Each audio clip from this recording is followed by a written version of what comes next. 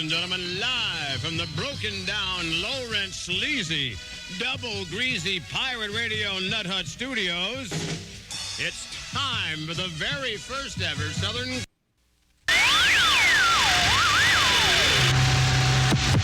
Attention. Attention, please. You are receiving a pirate radio transmission. On the air for testing purposes only. Do you receive?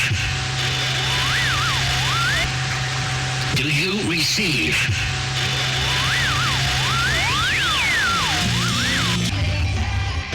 Pirate Radio. With contemporary music since February 12th, 1973. My name's Jimmy. That's right. It's Friday night. You know what that means. That's right. Into the Microcosm is on the air. Let's do it.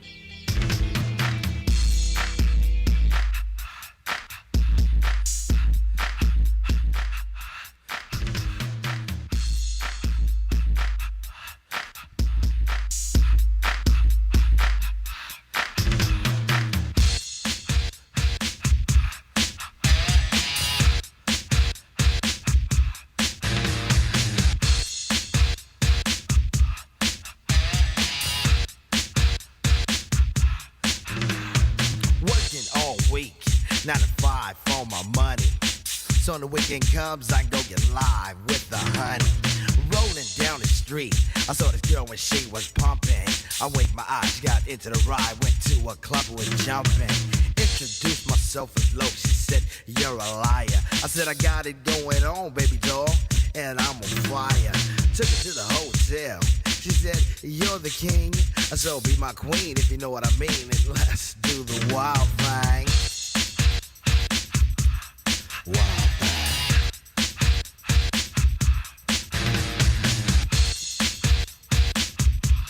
Wild thing. Wild thing. Shopping at the mall. Looking for some get up. I don't wanna jump like Elvis.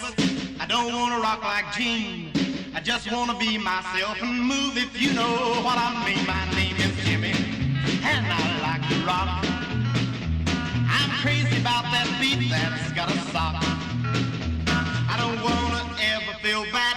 Don't wanna know the blues. I don't wanna feel like Perkins since he wore out his blue suede shoes. My name is Jimmy, and it's in my soul. I just can't help it. I like to rock and roll. I like to rock, and I like to roll. I've got to jump, 'cause it's in my soul. Yes, my name is Jimmy, and I like to rock and roll. Rock and roll, son. That's Jimmy Wolford. My name is Jimmy. That's right, into the Microcosm's on the air. It's Friday Night Live. And we are definitely here. Jimmy. Hey, Jimmy. Head on back to the green room there, buddy. Stand by. Hey, yeah, so it's Friday night, and we are going to get deep tonight. Is let's do the time warp again. It's going to be 1989 all over again because we're going to bust out the Chr0n0vis0r. We are going to zap ourselves back in time. How far are we going back? Well, we're going back 30 years. That's right. 3, the magic number 3. 3 times 3 is 9. And speaking of 9, I just want to say, probably by the end of the week here, Epic and I are going to have some really cool Tesla t-shirts, and I don't mean the electric vehicle. I mean, we've got some great Tesla t-shirts that we're going to be throwing down on, and you'll be able to get them if you like them. We'll just put the designs up in the window, and any ones that you want to get, you can just shoot us an email, and whoever sends us an email that wants to buy one, you might be the lucky person that gets one for free. My name's Jimmy, and the professor on Speculation Island himself, the epic Journeyman. Are you there? Epic. I am here. How's it going over there, brother? Oh, it's going good. It's finally cooled down. It's only 89 degrees today, so the weather's took a turn. Summer's over. We're in the high 80s now instead of the 90s all the time. Yeah, it's good though. Hey, Hawaii, man, Hawaii, we're in the news right now. My good old representative Tulsi Gabbard's like all over the place today. I know, that was pretty intense. I don't know if there's a clip. I can go try to search that up, but I will get the quote. But I mean, what do you know? What she said, pretty much exactly, or I mean. Yeah, pretty close. It's better if you could read it though. She's got a whole. She couldn't do it in one Twitter entry, so she has it across like 4 or 5 of them. And there's like a video that shows that, and there's some other stuff on the website right now. I'll dig it up verbatim for the radio show on Revolution Radio in 30 minutes. But why don't you just kind of summarize? Yeah, she called. Well, so here's what happened. Hillary Clinton in some radio show, I don't know why she was on this radio show talking about the election and all this stuff, but for whatever reason she was. And she talks about how the Russians are influencing these people to have their candidates they like, and that one of them's Jill Stein. She just straight out calls her by name, Jill Stein, right? And then the other one is currently in the Democratic primary, and who could it be? There's only 2 or 3, right? And she is being groomed by the Russians for this position, and so she says that she's totally a Russian asset, and all this is Hillary Clinton, and so Tulsi Gabbard, no one is talking about her, of course, right? Comes back and says, yeah, the queen of warmongering and dirt has brought the Democratic Party down to the corruption levels it knows and is experiencing today. Basically, I'm paraphrasing. It goes out and makes a statement like that. Come on the stage where I can. She basically calls her out. Says, "Don't do it through your proxies. Come and join the race and let me take you down in person to get to the point of the matter." So, I mean, she really goes after her, man. It was really good. I mean, the way she did it was awesome. She said something to the effect of, "She is the epitome of the rot." Yeah, the epitome of the rot. Yeah. So the quote's like really that. good. Yeah. Yeah, it's an intense quote, but the thing is, number one, here's the thing. First of all, it's never good to say anything like that towards anybody over in that camp. I mean, people don't end up, faring too well after stuff like that. But secondly, I think don't ride a train. Whatever you do, don't hop on a train or stand there at a train track. Yeah. Or roll your wheelchair in front of a garbage truck because you'll get run over. Right. No, seriously. But I mean, there's a lot of really negative stuff out there about her, your representative over there. But the thing is here's what I think, and I've been saying Hillary's coming in, and so the thing is like, what she's trying to do is taint this person, to just bow out or bow down or whatever. And she didn't bow down, and she turned around and she did exactly what Hillary Clinton thinks she's going to do, which is, if she doesn't get into the mix as far as a nomination or being the nominee, that she may just go she may have enough support to just go over there and start something of her own and go independent style, and that will split the Democratic vote, and that will put Trump back in office. So that, I think they're trying to undermine her and destroy her outright before anything starts to go down, because I think the rumor that I've been hearing, the little bird that's been squeaking in my ear, is saying Hillary Clinton and Elizabeth Warren. And the feminine aspect of everything, a way of looking at Trump's activities and banding the gender together as one to overcome the evil white man. So I think it's an intense situation for sure. Yeah, she actually served in the Army, She actually, been in a combat zone. Unlike that, starts with a B, right, who did her best to turn the world into upside down and enriching herself.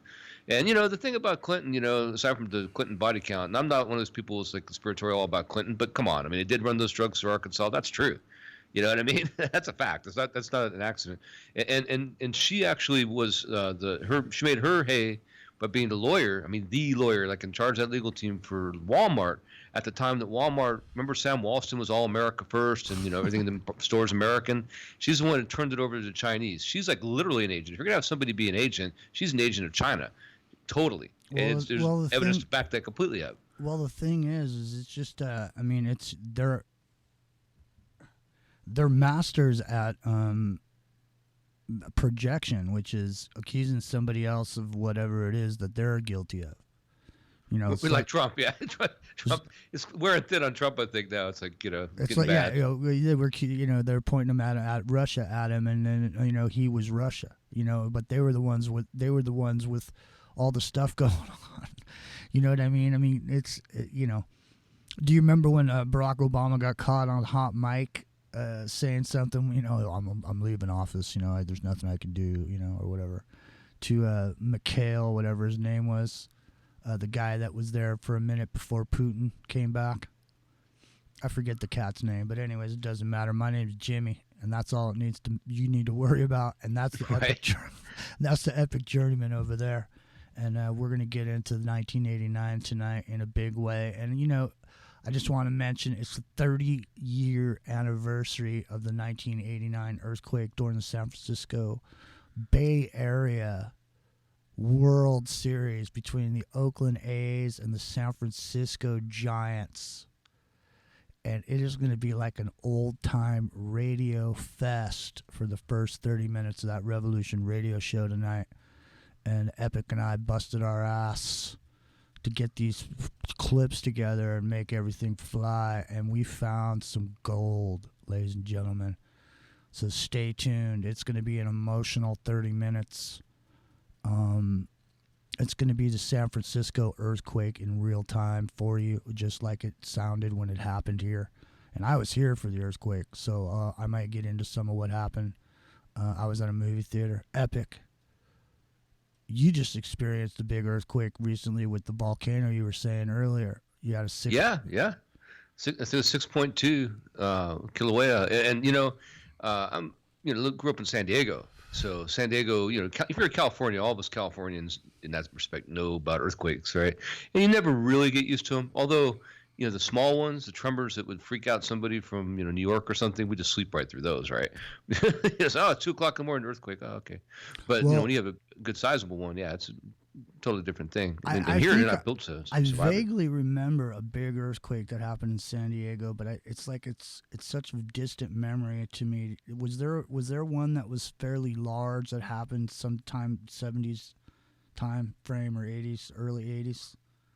And they're not big enough to drop a building or structure or anything like that. They had some big ones, getting over 5 and stuff like that, but nothing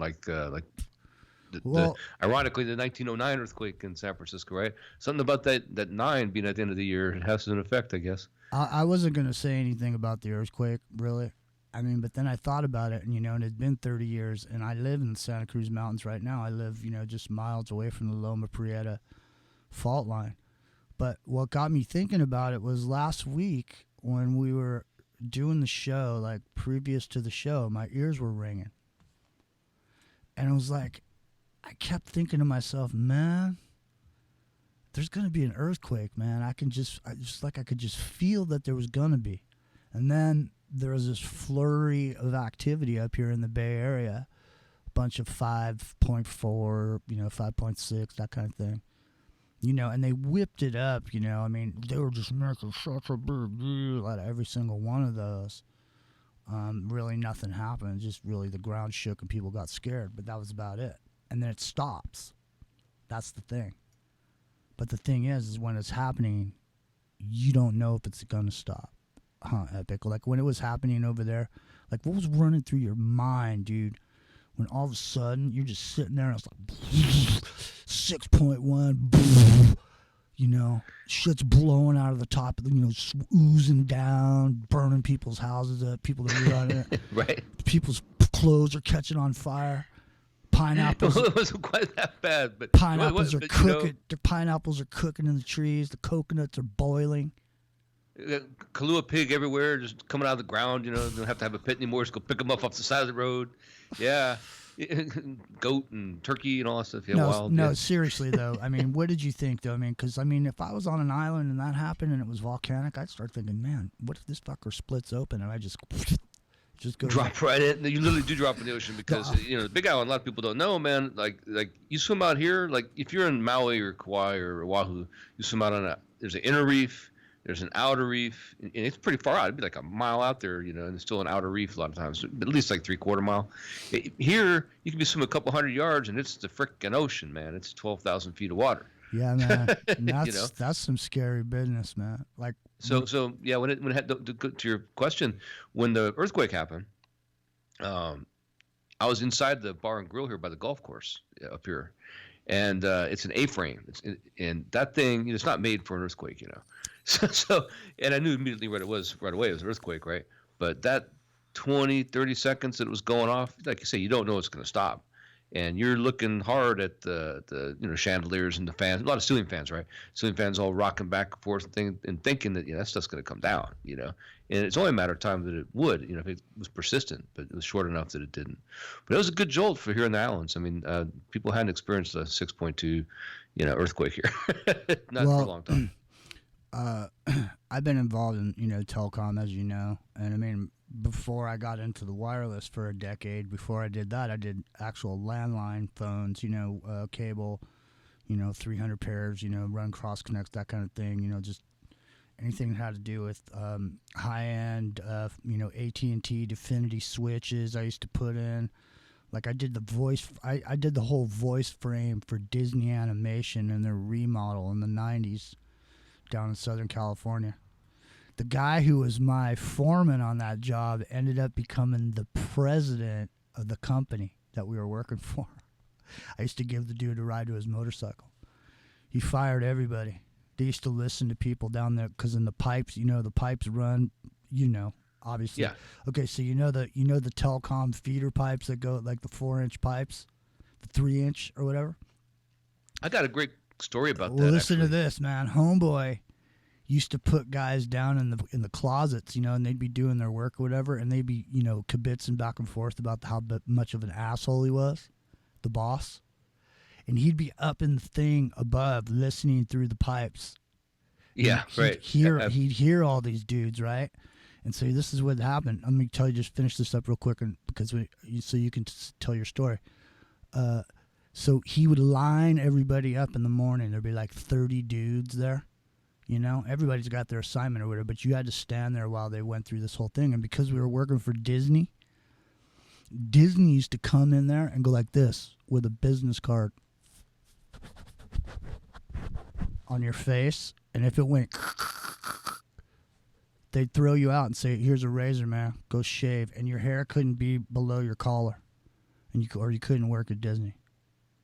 But anyways, that dude was really hard on a lot of people. He was a young guy. He was like 26, 27 years old. He was in charge of a really big project. And he was a real hard ass, and guys didn't like him. And so what they did was, ladies and gentlemen, when you're running telecom or cables or anything in a building, electrical circuits, everything's numbered.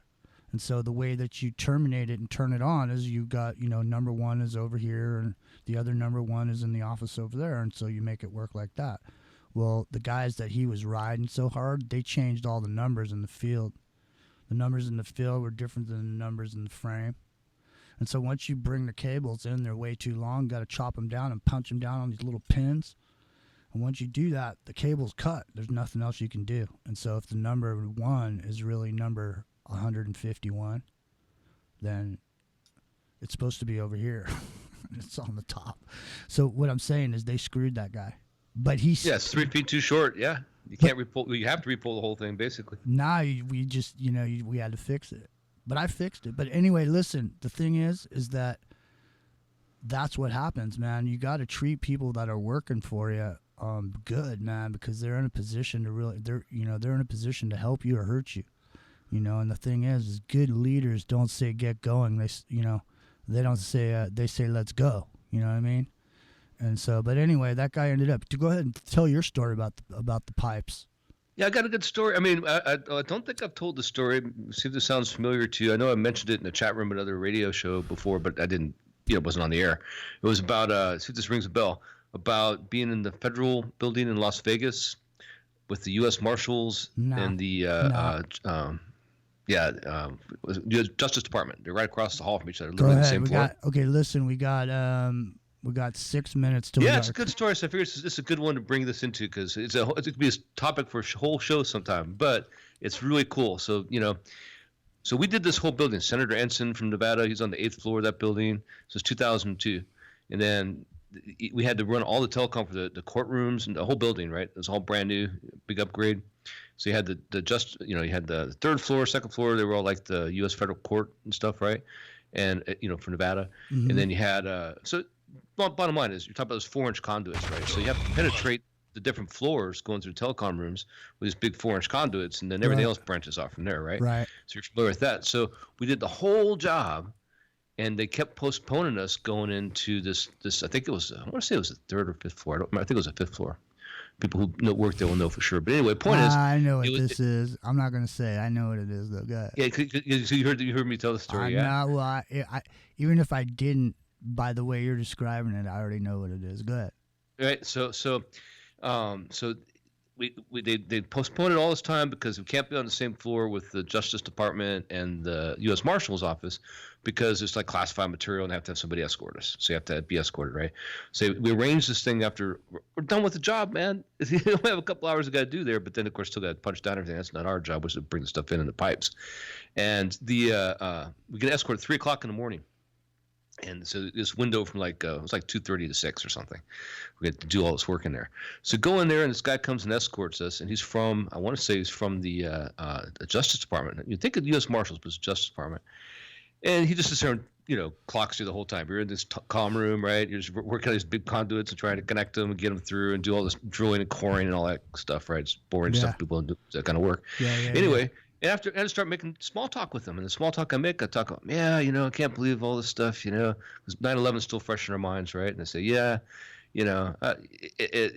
whole story about Flight 93, I guess it is, going over Pennsylvania, it just never made sense to me. There's no cell phone reception flying over Amish territory, right? Exactly. And so he listens. He's like, okay, man, I gotta tell you something, and you tell it to somebody, I'm gonna deny it, right? But we have that flight recorder. We have that box, that black box from that flight, right? And he goes, that flight was shot down. It was shot down by an F-16 fighter pilot, and he was talking to the captain before he shot him down and apologizing for what he was about to do. That plane was shot down. That plane was going to the White House. It was his target. And that plane was, that he told me straight up that was it. That happened. This is a 3 o'clock in the morning conversation in a telecom room in Las Vegas in the Federal Building. Yeah, I mean, someday we'll do a show on telecom. It's very interesting, and I think there's a lot to it. The Telecommunications Act is from what's his nuts, Clinton. That destroyed it. Right. Yeah. You were thinking I was going to talk about the NSA room being up there, huh?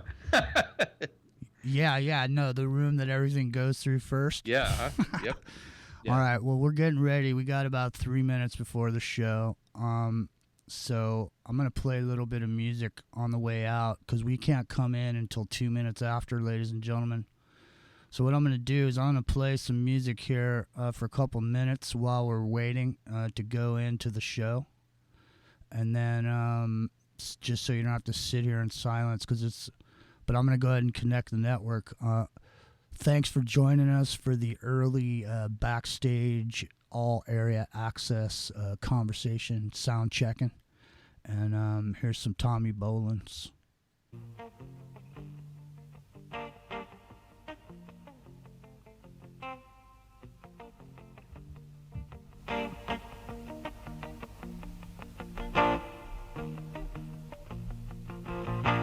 Brother,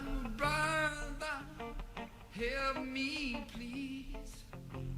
I'm as lonely as I can be.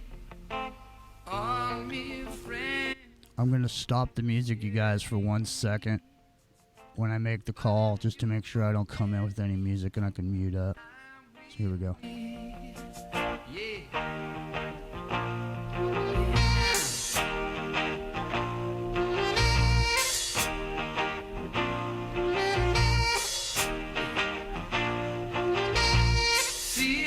Sister, what can I do? I'm in love with two. Please excuse me if I am low, but mere feelings have to show. People.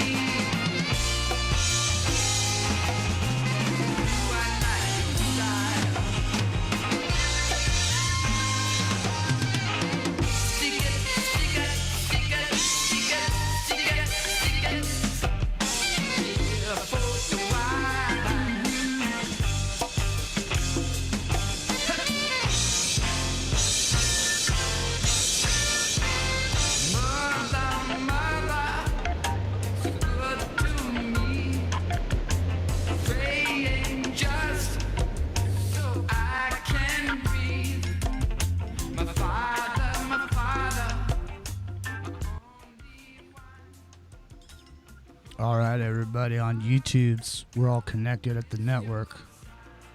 So I'm going to get the show ready here. It's going to take a couple minutes. So I'm going to quiet this down here so I can get concentrating. I've got a lot to do. So the chat room where everybody is, let me go see how many people are over there. Let's see. 35 people in the chat room at freedomslips.com. Go over there and join the crew and get in the conversation. And we got about 5 minutes before the show is going to start on the network before we go air. So I'm going to stay here. Hang on a second. What's going on with this? Okay, there it comes. Let me just make sure. Yeah, I'm just making sure I'm still muted. Hello, YouTube. That's right. You got the backstage pass, man. And we're muted out, and we're about to go live, and we're going to do a 1989 retrospective. We're going to look back at 1989. We're going to bust out the Chr0n0vis0r. Right now, I'm going to smoke some weed, though, and I'm in California. It's legal. Don't smoke weed if you're a kid, and don't smoke and drive. And if you're a kid, you shouldn't even be listening to this because it's supposed to be for adults only. So get out of here.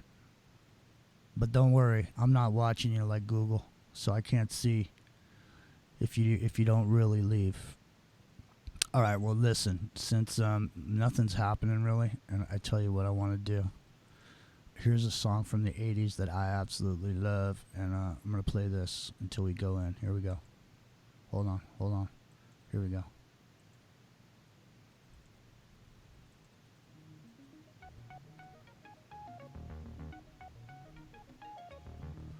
This is Chaka Khan and Rufus.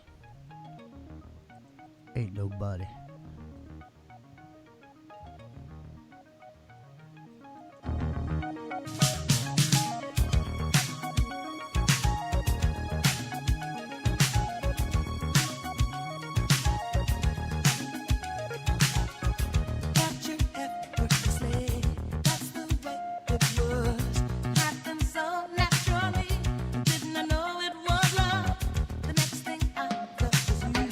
Holding me close.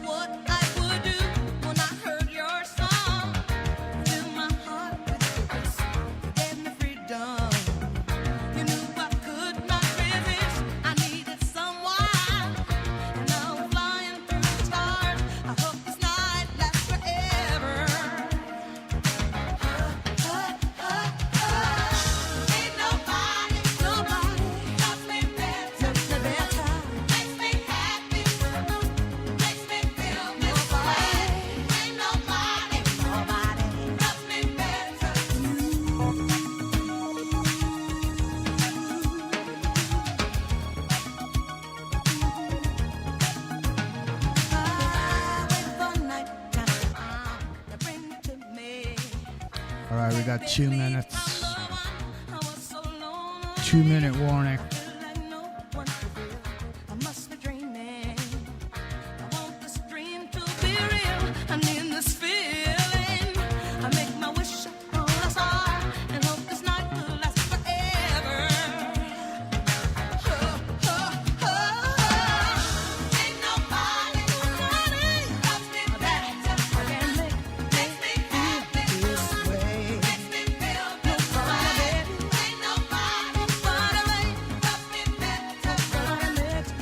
All right, here we go. Be ready. All right.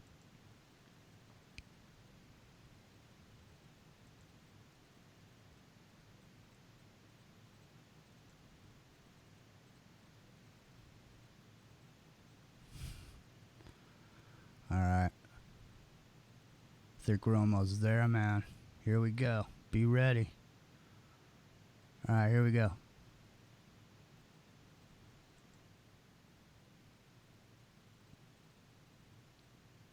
It's October 18th, 2019, and there's something wrong in America. The mothership has landed. Pirate Radio. Welcome to the jungle. Ladies and gentlemen, live from the broken down, low rent, sleazy, double greasy pirate radio Nut Hut Studios, it's time for the very first ever Southern.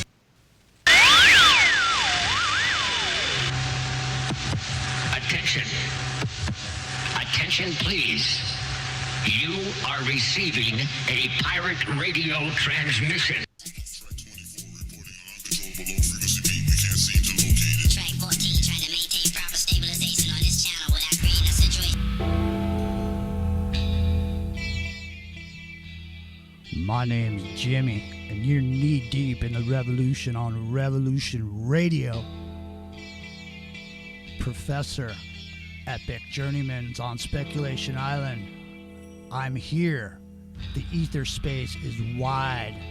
The square wave is deep, and into the microcosm is on the air.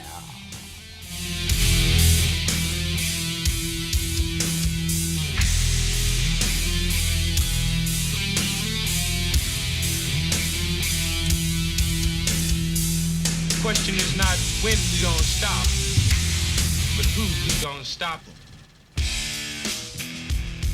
My name's Jimmy. Somehow, some way, you found it. So it's October 18th. It's been 30 years since 1989 and the San Francisco earthquake that happened during the World Series. Epic Journeyman, are you there? I am here. Nice. Hey, stand by. Stand by. I think I hear Hendrix in the background. And you play that song on YouTube, Jack. You play some Machine Gun from Winterland in 1970 on YouTube, and you will be banned worldwide. And I am banned worldwide, ladies and gentlemen, everywhere except right here on Revolution Radio. Wakey, wakey. I know it's late, but we got a great show planned for you tonight. Might even be a barn burner, so to speak. So just lay back in the lounge chair, put your socks up against your computer, your device, your radio, however you're listening tonight. Just put your feet right up against it and get warm, because it's going to be an emotional 30 minutes coming up here. Because, like we were saying, we're going to be doing the time warp tonight, aren't we, Epic? We are, man. I got my step to the left and jump to the right, ready to go. Nice. Excelente. Well, without any further ado, but before we get started, I just want to say this is the house that the Nighthawk built. He had a dream. He followed his dream. He put it together, and here it is. and it's a fully self-supporting operation thanks to the generous contributions of our loyal listeners. We could use your help every month, ladies and gentlemen. Sometimes you don't have any money. That's okay. Share the station. Share the chat room. Let's get the chat going. As a matter of fact, before we even go any further, before we get into it, Epic, let's take a gander over on the chat. You know what? Check it out. There's 33 people in there. Of course there are. What are the odds? What are the odds? Hey, Canadian, what's going on in there? And let's see. Quizzing time. And I'm in there. Johnson. Hey, thanks for the contributions on that communism show we were doing. Neff. Coffee Crew, what's up? What kind of coffee you guys drinking tonight? I got some kick-ass dark roast. It's literally, that's what it's called, kick-ass. It's got a picture of a donkey kicking the bag. Gare Bears, what's going on? Anon, Popsicle Toes, hey, hey. Lioness, Dave Scott, up. Doc Who, Prelude Linux, Guest, and Blasphemous Buddha, what's going on? And Mr. Rowe is in there too. Are you really in there? Are you in there, Mr. Rowe?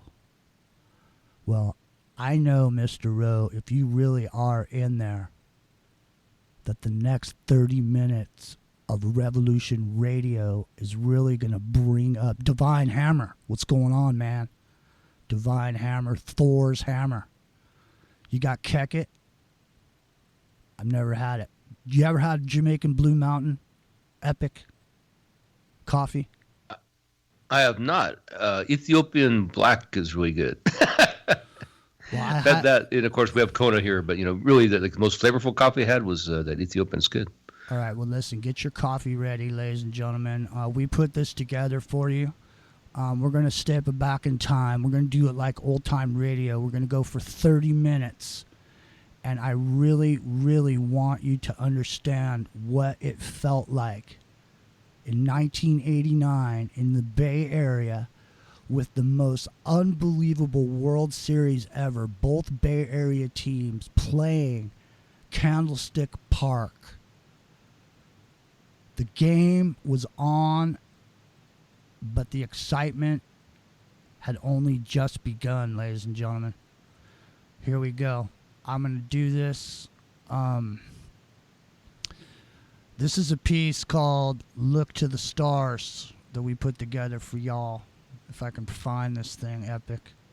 Epic, what kind of experience do you have with earthquakes? I mean, you do have experience, I know, because recently there was some activity over on the islands, right? You guys had some activity recently, right?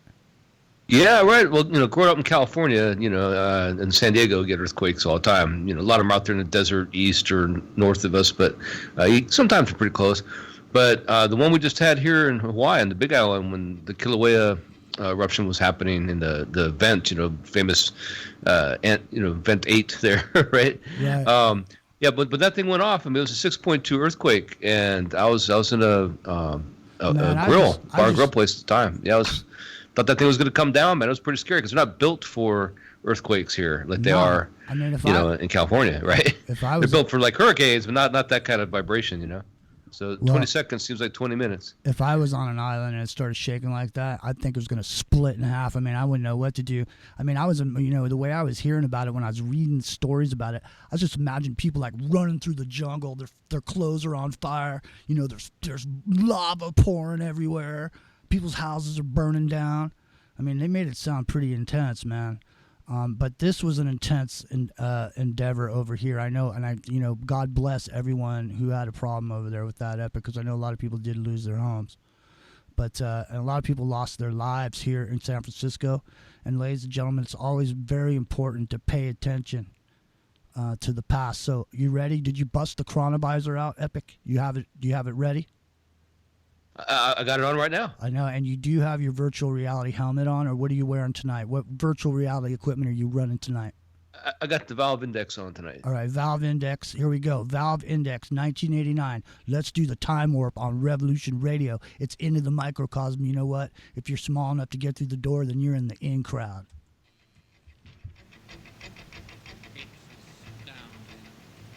Time is fleeting. Madness takes its toll. But listen closely. Not for very much longer. I've got to keep control.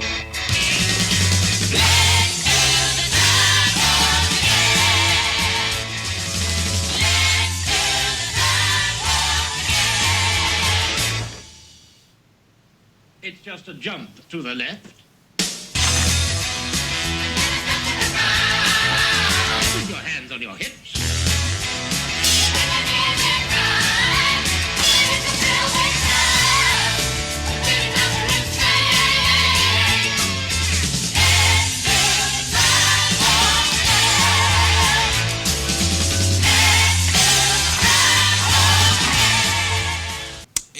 Yo, all the way. Now bust something like this. Word.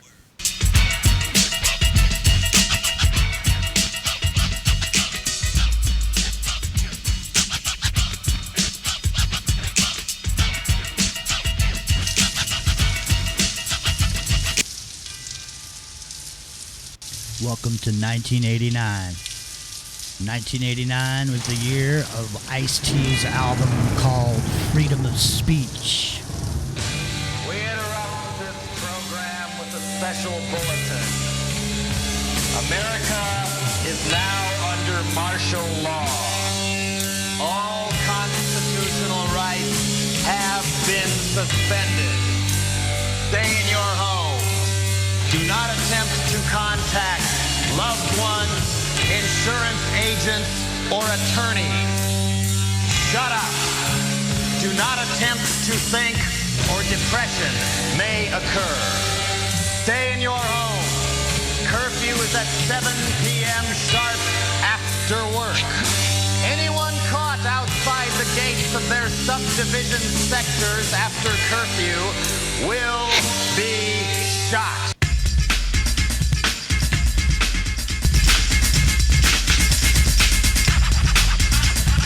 Well, I'ma answer that. I'm on the mic tonight. I'm here to do it right. Ice, the capital T, airtight. Coolest of the cool. I'm back on a mission. Step to me, fool. You're missing. Mine is gone. Pow. You're out of here. This ain't no game to me. This is my career. Throw me a mic. Plug it in. Bet. I won't be happy till the dance floor's wet. I ain't no rookie. I'm a microphone vet. Evil Lee's on the set. Hit the deck. Easy on the button.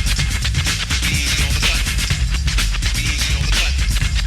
No mistakes allowed. And then I'm back to this. I jumble topics, you won't know where I'll go. Back in your face with a cold and steady flow. You feel the power of the ice in the first row. You already know what to say. On the mic is a stone cold vet. Evil Lee's on the set. Hit the deck.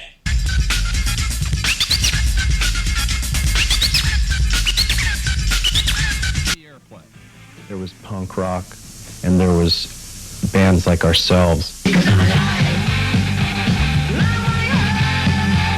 Rat was coming out. There was a handful of bands. There was Wasp.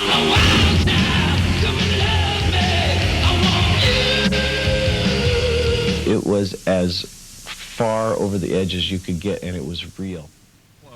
It gets to a point, and I believe we're at that point right now, when you get this kind of dinosaur music mentality going on, where everybody looks the same, everybody sounds the same, and we're getting into that again, which is everything that punk rebelled against in the 70s.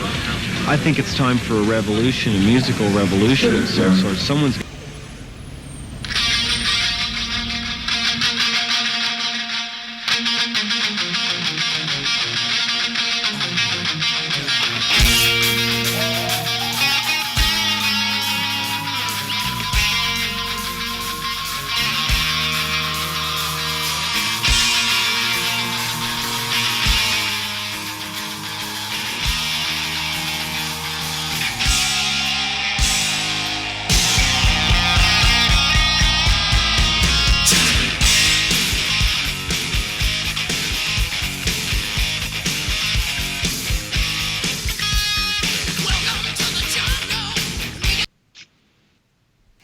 around and we zoom into Candlestick Park in the southeastern corner of the city. For the first time in 27 years, a World Series game will be played in Candlestick Park. The Battle of the Bay continues. Game 3 of the 1989 World Series, the Oakland Athletics against the San Francisco Giants. I'm Al Michaels. Welcome to Game 3. It's been dominant Oakland pitching, of course, in the first 2 games, so Roger Craig has made some changes in the Giants lineup. Ken Oberkfell, the great pinch hitter, will start at third base. Matt Williams moves from third base to shortstop. Jose Uribe is on the bench. Pat Sheridan takes over for Candy Maldonado in right field. Now, the Giants, of course, are faced with a formidable task, having to win 4 or 5, in essence, to win the world title. It has become less uncommon, though, in recent years for teams to overcome a 2-love deficit. Most recently, it was done by the New York Mets in 1986 against the Boston Red Sox, and it was done the year before as well in 1985 by Kansas City against St. Louis. So the Giants tonight will be sending Don Robinson to the mound, and for Oakland, it will be Bob Welch, and there's no designated hitter in effect in the National League Park. Let me turn now to Tim McCarver. You know, Tim, we talked in Game 1, the final score was 5-0, but there was a key early play involving Terry Kennedy dropping a throw from Will Clark at the plate. We go back to Game 2, the score was 5-1, but there were 2 key plays early in that one as well. Well, you don't often think of key plays in a 5-1 ball game, but let's go back to the top of the 3rd inning. Will Clark, the batter. The Giants have not had the lead in these 2 games. A 3-2 count, a split finger fastball by Mike Moore, pounced on by Terry Steinbach, the Oakland catcher. But look at the tough throw that he had to complete the play with Brett Butler running between him and Clark. Flash forward to the bottom of the 4th inning. Dave Parker, barely by inches, just misses a home run. Candy Maldonado with the hesitation, allowing Jose Canseco to score, and he fails to get Dave Parker at second base. So the Oakland A's take. I'll tell you what, we're having an earth.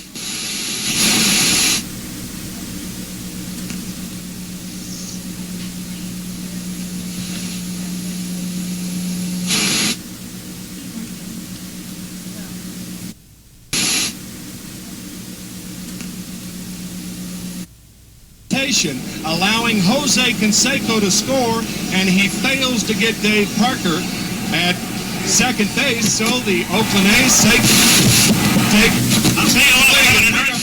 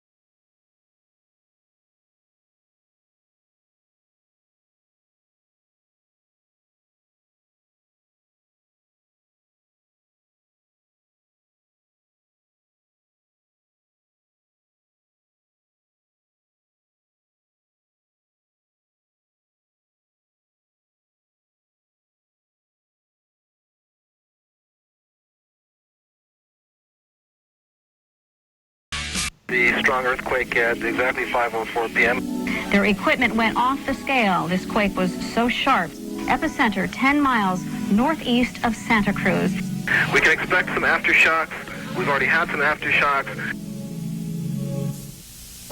On Tuesday, October 17th, 1989, at 17 hours, 4 minutes, 15 seconds Pacific Daylight Time, a strong motion earthquake emanated from a location 60 miles south-southeast of San Francisco, near Loma Prieta, in the Santa Cruz Mountain Range. The main shock, the largest to strike the San Francisco Bay Area since 1906, ruptured a segment of the San Andreas Fault and at a magnitude of 7.1. On October 26, 1989, at the direction of CHP Commissioner Maury Hannigan, a special investigation team comprised of accident reconstruction specialists from the California Highway Patrol was formed. This team was established to identify, collect, and document all of the factual information and available data from the earthquake-induced failure and collapse of two major bi-level elevated interstate freeway structures. Two 50-foot-long roadway segments of Interstate 80 on the San Francisco-Oakland Bay Bridge collapsed, along with a 3/4-mile-long segment of Interstate 880 freeway known as the Cypress Street Viaduct. On October 17th at 5 p.m., as the third game of the 1989 World Series was about to begin, the wind was from the northwest at 13 knots. Barometric pressure was 29.97, dew point was 45 degrees, visibility was 8 miles, and the temperature around the Bay Area was 75 degrees.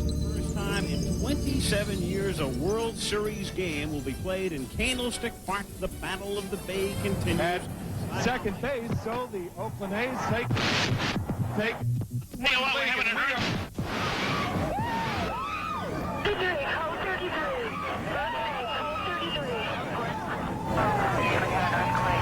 Oh my God, we're having an earthquake. Wait a minute. Hold on.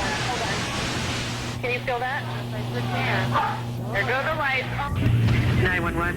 Yeah, this is an emergency in San Francisco. What happened? There's a hell of an earthquake, and we've got windows and everything have fallen out. We've got a hell of a dust cloud. How is the total emergency? Cypress section of the West Grand Freeway has come down. The Cypress structure has collapsed. 35238, we have a major injury accident, Cypress and West Grand. They're advising major injuries. We're attempting to get 1141. We have a 50-foot section which is collapsed from westbound into eastbound. Said the upper deck collapsed into lower deck. From westbound into eastbound, east of TI. How is the total emergency? Yes, ma'am. My name is Steve Barnes. I'm at West Grand Avenue. The Cypress section of the West Grand Freeway has come down. I saw at least 3 or 4 trucks come over the top. The whole section of the overhead just collapsed. The Cypress overhead. Our Cypress structure in Oakland has just fallen through. We'll check the ambulance responses 32 in Cypress. We can go to 880 in Cypress. You heard me. This is all. We have a complete structural collapse of the entire freeway between 17th Street, as far as I can see, going towards 32nd. So we're going to need some trucks down here as soon as you can get them. Oakland 2, engine 5. Engine 5. We need a truck at 32nd in Cypress. The entire...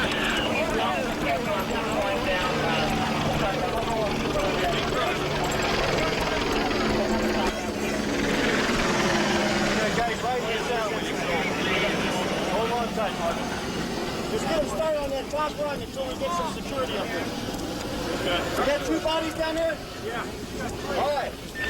We're going to slide them down. We need a truck at 32nd and Cypress. The entire overhead of the freeway is down all the way to Highway 580. We need a truck company at 32nd and Cypress. Do you have ambulances coming to 32nd and Cypress? And also truck company if you've got one available. John, we got 1 casualty right here. It's going to be in between decks with people trapped. So let's start to see if we can get a ladder in here. I'll have to go around the block. Oakland 2. Yeah, they have people trapped on Cypress. I want you to respond to Cypress and work your way towards West Grand Avenue. They have people trapped all along. You are to respond to 32nd and Cypress. Yes, fire alarm. A truck company, 32nd and Cypress. See me up here on the freeway, too. westbound section has collapsed into the eastbound section, about a 50-foot section. Okay, let me check. Report we had, there was a lot of people hurt under where it collapsed. Okay, let me check. Yes, we're getting the calls on that now. All right, ma'am. It has collapsed, yes, and we're trying to get all the people off the bridge now. So you're just going to turn the cars around and try to get them off? Off the best way we can. Yes, ma'am. Traffic, he wants the bridge closed down on the west side until we find out how long it's going to be closed. Turn them around at the Sterling Street exit. Get them going the wrong way. Evacuate this portion of the bridge. That's the only way we're going to clear this deck. 2,000 to 3,000 people outside of their cars. West of the tunnel to east of the tunnel. The eastbound needs to be shut down at the west end. Then get the motors turned around and going the wrong way and clear them off that way so that we can get the entire bridge shut off and get the cars off the bridge.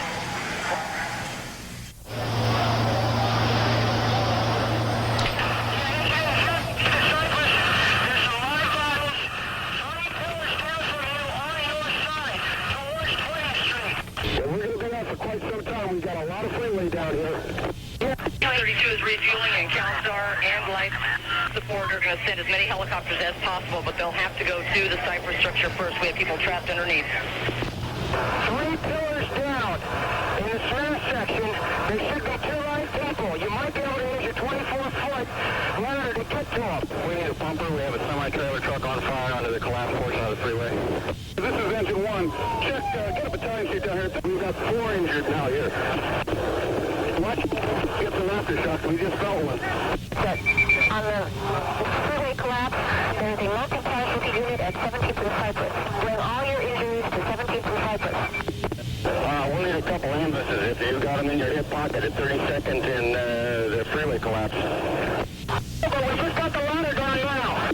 He's down the pocket. Real bad down here, Andy. And Cypress incident, they're working on extrication of 3 children.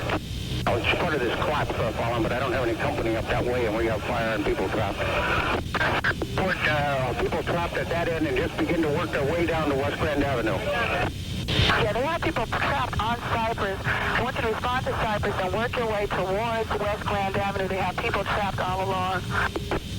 We're going to work our way all the way down. You've got rescues going independently with people with contractor and equipment. We've got cops, we've got CHP, we've got civilians. So what we need to do is start probably working our way down, keep one lane of traffic clear, work our way into each incident and get an analysis. We've got about a half a mile of a collapsed structure. Every bit is going to have to be searched. You're going to have to pull out the stops and call for a general alarm. Bumper 1 is on Cypress, somewhere between West Grand and 20th. We need a hearse tool. We need a hearse tool right now. Here's a hearse tool right alongside American Steel in between 17th and 20th. Also, for your information, we have CHP helicopters here evacuating people from them. Bumper 1, I need my hearse tool, please. Total chaos. It's terrible. It's terrible. There's a lot of people under there that's pinned. Whoever's command the incident, we've got 4 people pinned. People trapped at Cypress and Campbell. Humping and jumping, and the cars are falling down. The dust is like dust is going all over. Rocks were flying. People. In time, and as much heavy rescue equipment as we can. Truck 15, meet engine 5 at 32nd and Cypress. They need a truck. Yeah, we need the jaws of life. Get another engine company. So the building collapsed. Delta 14, Unit 2, Engine 2, Engine 1, Truck 3, Battalion 2. The upper deck, 50 feet at least. The upper deck of the main bridge has collapsed. It collapsed onto the lower deck and then went into the water. Some cars were trapped on deck like that. At 5:35 p.m., 31 minutes after the earthquake, a 1980 Mercury Zephyr, driven by a 23-year-old woman, entered the westbound upper deck of the Bay Bridge and drove eastbound in the wrong direction for approximately 2 miles. The vehicle was traveling at approximately 49 miles per hour when it became airborne and flew 35.5 feet across the gap and impacted the fallen portion of the upper roadway deck. This car managed to get on the bridge. It tried to fly across this 50-foot gap and didn't make it. After impact, the front wheels became caught and suspended the vehicle and its occupants high above the lower deck. 3283 and units on the bridge. Coast Guard helicopter advises they have reports of injuries in that area and are available for medevac. They are over you now. Repeating, 32 units on the bridge. They have reports of injuries. The Coast Guard helicopter is over the bridge at this time and are available for medevac. Report we have there is a lot of people hurt under where it's collapsed. 81, are you closer to the collapsed area of the bridge? If so, the Coast Guard helicopter will be flying overhead and we're there for medevac to take injuries out if necessary. Report, ways away. I'll be there shortly. I'm with paramedics that have just returned from the scene of... 10-4 copy. 2 only entries. The bridge is on top, pulling cars out of the hole. However, there's a spot where it's in a dead stop. We have 3,000 people Both out the driver of their and her cars brother were extricated and transported to Letterman Army Hospital by Coast Guard helicopter. The driver of the vehicle was pronounced dead on arrival. Her brother was hospitalized.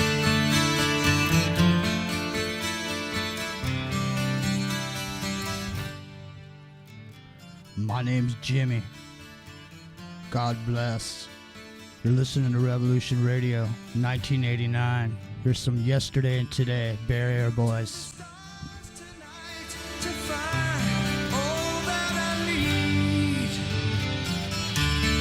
Still there's no sign of the answer that I see. Gaze through the window of all the faces unknown.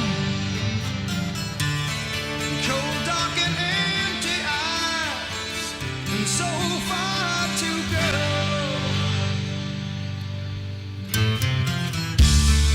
I found the world inside my head no longer tells its lonely emptiness within me that burns. Still I'm searching madly for the reason of the rhyme. If I could find the answer, I'd have it for all time. But I can't wait for tomorrow. I can't wait for the stars and the sun and the seas to guide me. I can't wait for tomorrow. Yet I know that I'll find winds of change blowing strongly. Winds of change.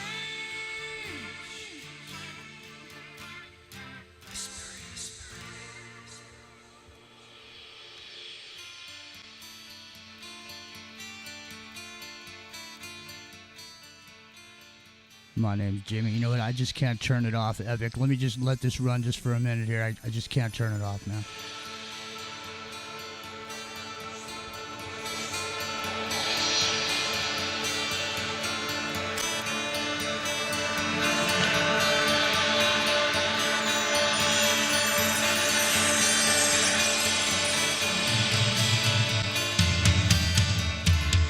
Deep in my heart, I'll find where to start and follow the light to the end.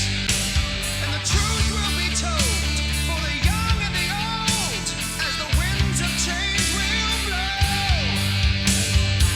Never, never, never lonely.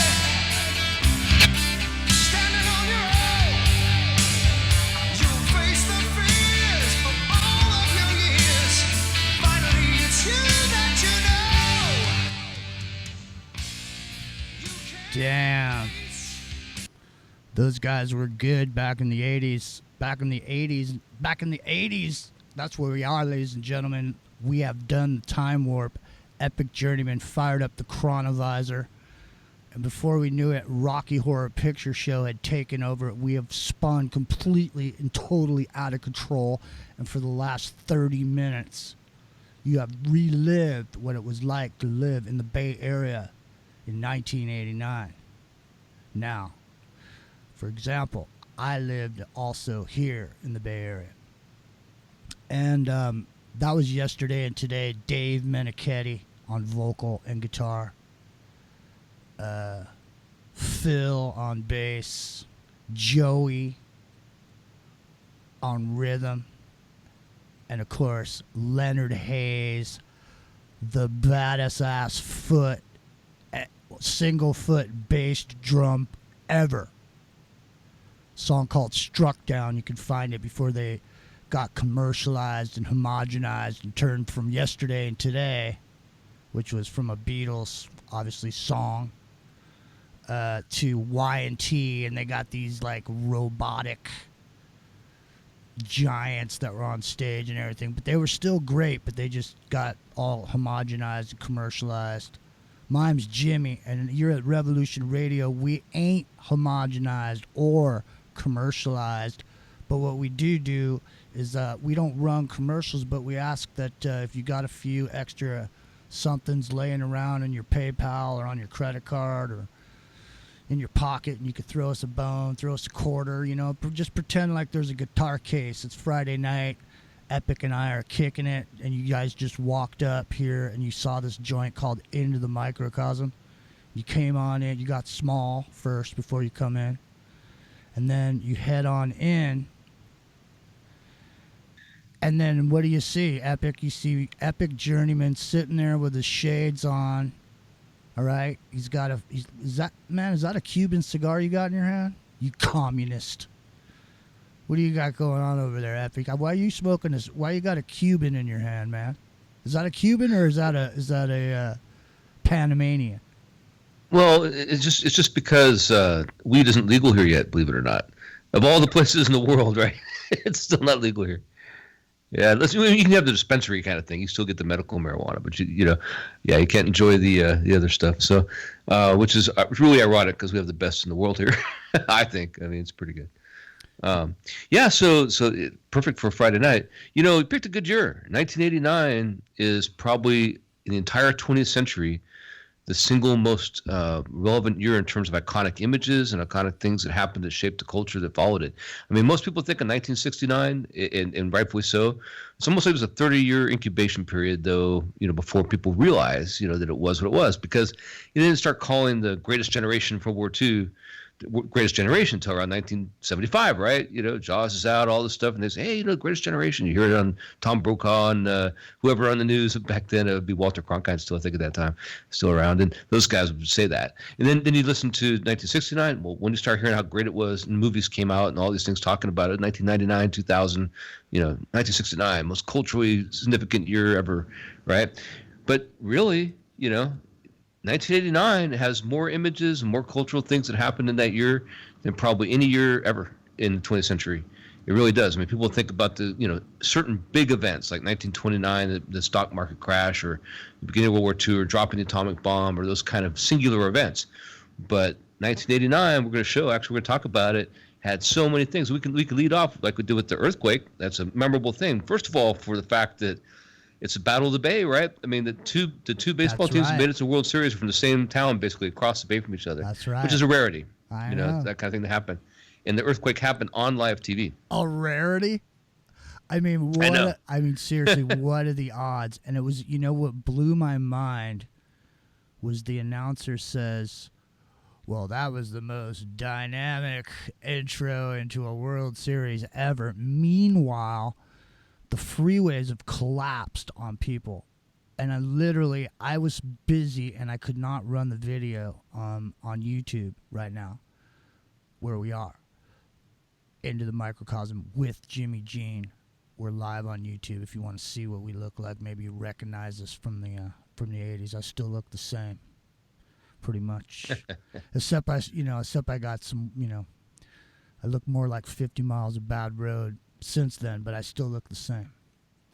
So anyways, Epic 1989 was a pivotal situation in a lot of fronts, wasn't it?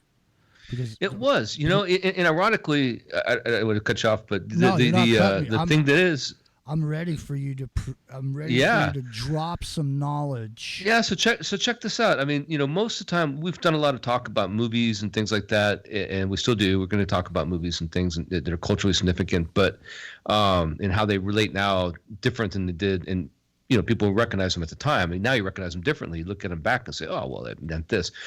Ironically, 1989 is musically and movie industry-wise one of the driest years ever. There's not that many great movies. I mean, there's like Field of Dreams, Driving Miss Daisy, 4th of July, Bill and Ted's Excellent Adventure, Back to the Future 2, and, Indiana Jones, something like that. Not the first one, the Last Crusade, Choose wisely, right? Well, that one. Yeah, but there's not a lot there. I mean, wasn't what was going on was I found that that in as far as hip hop is concerned, I played a little bit at the beginning of the show, which was Ice-T, which was when this gangster stuff started to come in, started to replace that's true. Started to replace the Public Enemy, that's socially conscious, talking about Malcolm X, this and that, and then it got changed over to bitches and hoes. And next thing you know, it's like Ice-T's on the forefront. I'm not saying anything wrong with Ice-T's music. Sometimes I want to listen to some Ice-T like today. Those are some great cuts. And, I dig the style of music that was going on at the time, that, the scratching, and the introduction that Public Enemy did with some of the ways that they layered in these clips and put these different pieces of different James Brown riffs in there and all this. It was really cutting edge, and it was cutting edge in more ways than one, ladies and gentlemen, because what they did was they accidentally discovered something. And what they discovered was that you didn't need the whole 3 minutes of the programming. All you needed to do was take the hypnotic chunk out of it, that what everybody called the hook, and nip that hook out. That 4, 5, 8 seconds of a hook, nip it out and drop it in on your beat. And what do you got, man? You got people all of a sudden instantly recognizing it, and it's already been a billion seller. So your people are nodding their heads or whatever. And that's how the programming comes in. You can nod your head like this, up and down, blah, blah, blah, blah, blah. Yeah, up and down, up and down. You're shaking your head, yes. Yes to the programming. And so they really designed this music. Not that I'm against the music, like I say. I do listen to it. I mean, it's good music there. There's good music everywhere, and I know it's programmed. There's nothing I can do about it. I mean, I know that food is bad for me. All the food at the grocery store, Epic, I know it's all bad for me. So at the level that everything is all bad for me, then at that point, anything goes, right? I might as well just eat everything I like, right? Because the cheesecake's going to kill me just as fast as the kale salad, isn't it? It's the psychology behind it. Here's the whole thing about kale, by the way, I mean, I would bring this up to the audience out there in the chat. By the way, Pepe in the chat says, and YouTube chat says your volume's down on YouTube. Sounds great on Skype, but it sounds like it gets us down on YouTube. I don't know if there's an adjustment you can make there, but... Yeah, I can turn that up. Sorry about that, Pepe. So yeah, we're having a good conversation about our town there in Texas, but so kale, kale. This is not related to 1980. It's just a brief, sidetrack here for a second. I never heard of it before like 2002 or so, and then it was just freaking everywhere. You couldn't go to the store without finding this freaking weed in the aisle somewhere, and kale shakes and kale, smoothies and kale.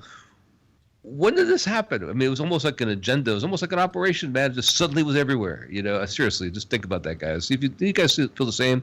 Maybe mention it in the chat room or something. But so 1989, going back to 1989, of course, our topic. So we're talking about how, it's really for movies and in pop culture, it's not as relevant in terms of like the things people think of in pop culture. Like they think of movies and music and things like that as some of these other years. But the events that happened, the events and the images from those events are some of the most iconic things and have long-lasting things will be in history books 100 years from now. So we're talking about the Exxon Valdez oil spill, right? Happened in Alaska. That was a huge event. Wow. Right? Yeah, that was huge. That was huge. Right? The savings and loan scandal The first one, not the one we just had, the first big one. Yeah, right. yeah, That happened, the ones, and they the bailed one- them out too. Yeah, the ones where they skated, right? Yeah, They skated. Just like everybody skated when all this other stuff happened. They go, you better give us $250 billion. It's going to be martial law. Yeah, they gave him 150 billion then. And Bush's brother Neil Bush, he was responsible for that Silverado savings and loan scandal. Kind of tipped that whole thing off. Hey, or started it. Hey, Yeah. so check this out. So in the Chotskys, Cannon threw us 20 bones to the station, and he said thanks. he said he was off a couple miles offshore when the earthquake happened. I said, "Are you a sailor?" He said he's retired U.S. Navy, Chief Petty Officer, had a brand new Aegis cruiser, and he was heading Nice. back down to San Diego from Seattle. And I told him that you were on a fast attack submarine.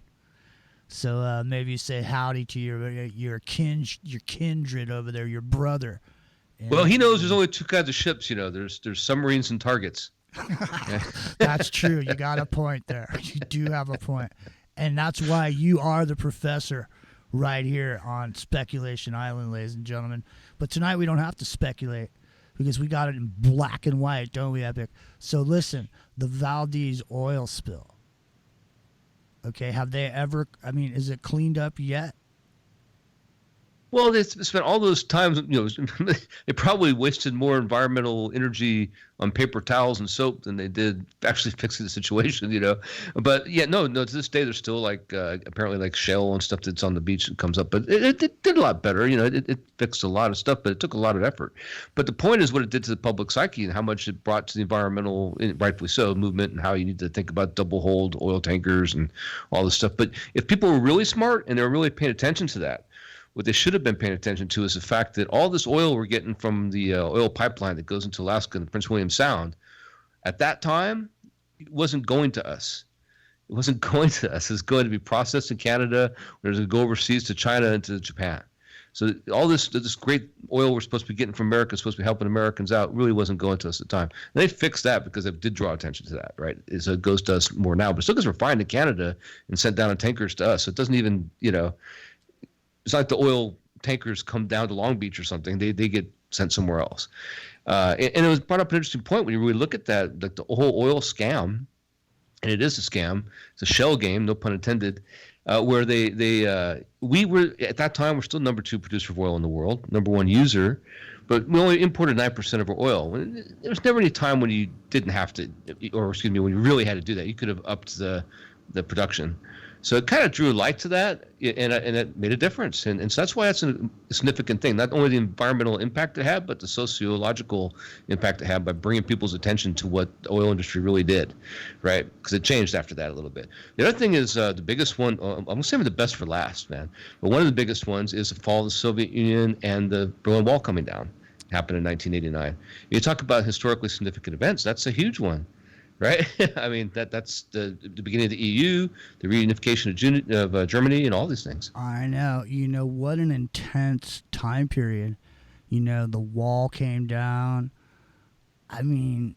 All this stuff going on. But see, and the thing about it is, too, is these events, Epic, they were different than the kind of events that we have now. You know what I mean? The events that we see now, it's mostly about somebody said this and the other person said that. And this person said that and then the other one said this. And then my group don't like the way you said that to me, man. So, my group's going to go after your group and so on and so forth. But these events were completely and wholly different. They were sort of, it doesn't seem that long ago. It's like 30 years, man. But here's the thing, man. It's almost like another world, man. In the 80s, you could this is before the whole drunk driving thing happened with Mothers Against Drunk Driving. You used to be able to drive around with like beer in your car. When I was a teenager, people drove around drinking beers in their car and smoking cigarettes and running around in their cars all over the place with no seatbelts. And they didn't make kids wear helmets on their bikes either. Okay, there wasn't anybody standing over anybody, making anybody do anything. It seems like a wholly different planet we were living on, doesn't it? Now it's like there's a terrorist behind every bush. There's a pedophile behind every person that comes in contact with your child, that if you're not there. I mean, everybody is so paranoid and afraid, and the ones that aren't paranoid and afraid are like in some kind of narcissistic stupor, getting fed dopamine squirts on Facebook for pasting shit up there that they didn't even write, or the picture they didn't even take. Man, the world has gone completely and utterly out of control in the last 30 years. Will you agree with me on that one, man?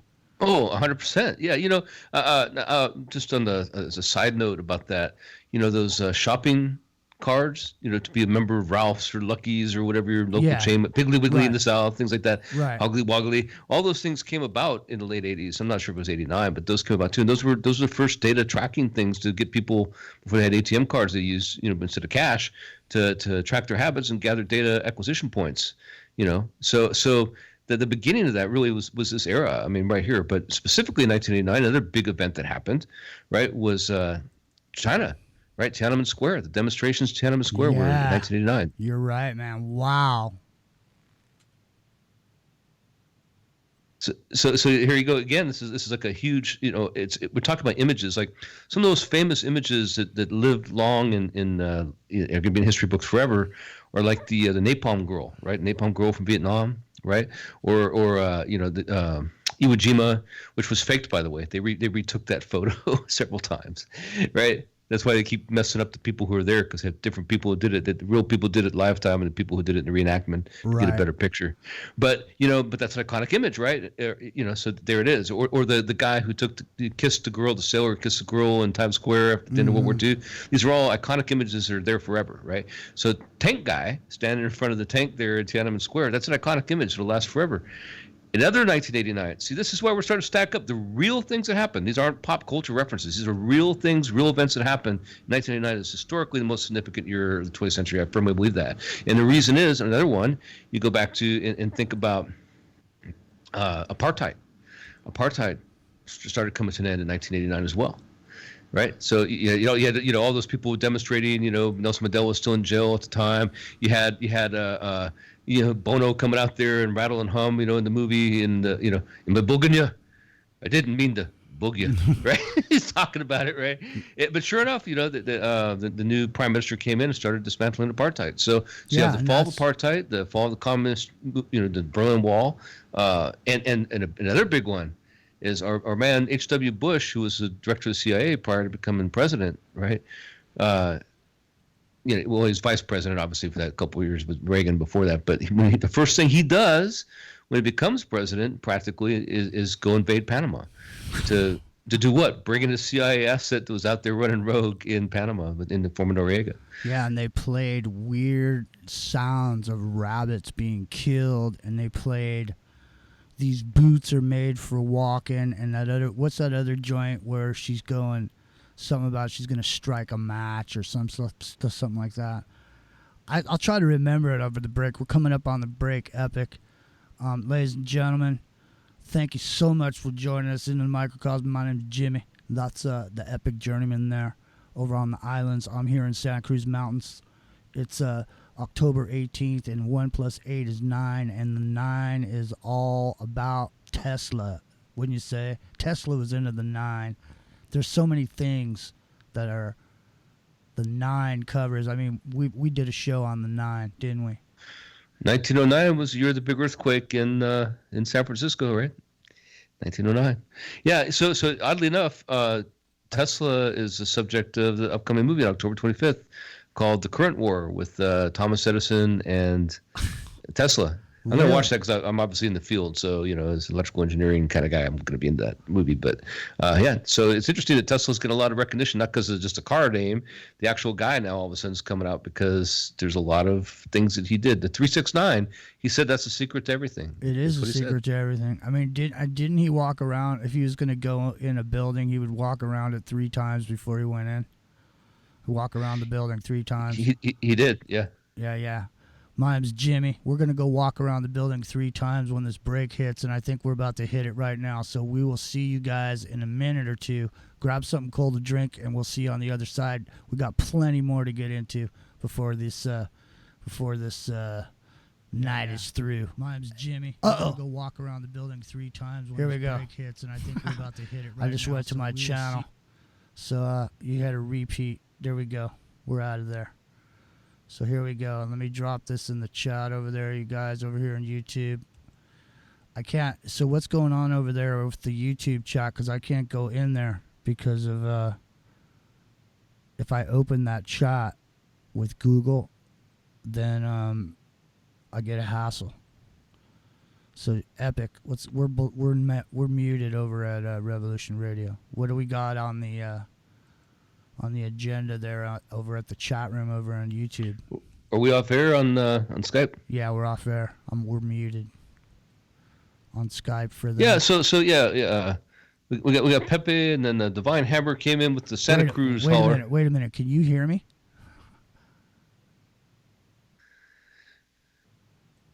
Can you hear me? Hold on a second. I got to dump this other call. Otherwise, it's going to go out over the air. Hold on a second.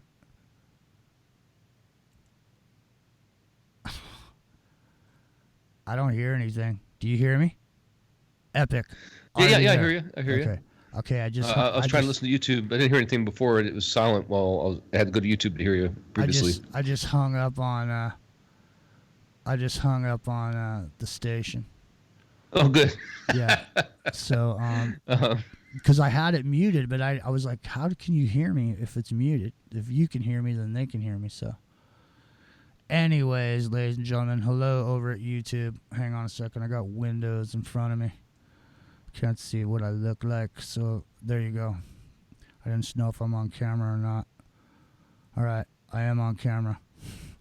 So, Epic, did I play Tommy Bolin since we've been on Revolution Radio, or did I play that when we were on the YouTube channel prior to the show? I'm not sure, actually. It's been played, certainly. Yeah, I'm going to play it again. So that's the way that's going to be. Or, maybe what I'll do is instead I will come back with Chaka Khan. Just because, okay, yeah, I'll go get myself an adult beverage. All right, so you have so basically it's 58 right now. So we go back live at 2 minutes after. All right. So my name's Jimmy. I'm over there now, and I got that chat open. Is that Peppy over there? Right on, Peppy. Yes, sir. Hey, what's going on, Peps? Good to see you. Good to see you. Hey, Divine. I mean to ask Perio Pepe there if the name's based on the character from the pantomime play. It is, right? Ask her right now. Perio. Ask her right now. I just did. Yeah, I think it is, right? Because that's a big subject we're going to get into in some later show, actually. I know. Well, we are going to get into that. We got a whole bunch of shows planned out. We're going to be we have subject lines and ready to go. The thing about it is we did a whole bunch of work on the Playboy Mansion and Manson and Polanski tie-ins, and back to SRI and stuff. And so we're probably going to be getting into some of that material coming up here again pretty soon, because we did some shows, and then we're having trouble retrieving our archives on it. So we're just going to redo the shows based on, what we already did, basically, but just kind of do it better, because we have a second chance to sort of do the shows since you guys haven't heard it. So, and if you haven't heard it, then, there you go. But there, a lot of people have repeated some of the stuff that, Epic, I know was the original person that at least I ever heard to drop some of that information about Polanski and these satanic sex parties, and we got into some of these. So Hugh Hefner throws a party, and he just he's got these operators that are out in the scene out in Hollywood, and they find these good looking people, and they say, hey, you want to go to a party over at the mansion with me tonight? It's like, here's the invitation, and they hand out all these invitations to these parties, and then people go to the parties, and then what was the name of that guy? The mesmerizer, that one cat you were talking about, the hypnotist dude. Oh, that was John. John gave us some really good stuff about this hypnotist that I haven't told you about yet, and I'm not going to drop it here because I can't remember the dude's name anyway. Point is they would just have a really adept hypnotist that would go to these Playboy Mansion parties and spot potential hypnotic candidates. In other words, out of 1,000 people, so many of those people a percentage of those people will be hypnotizable, and so there's these expert hypnotists would be able to pick these people out, and then they'd invite them to the second party. Well, right. This is an extension of before MK Ultra. It was called MK Project Midnight Climax, right? And it was about hypnotism and LSD to influence. I mean, it's a big deal. It was in San Francisco. It was right there. They did it, right? And then went down to LA and into New York. All right. Hey, we got to go back, dude. I got to call back. Hang on. All right. So I'm gonna drop out for a second. I'll be back. Yeah. Go ahead. All right, I gotta add the call. Here we go, everybody. I'm already late, as it is, but here we go.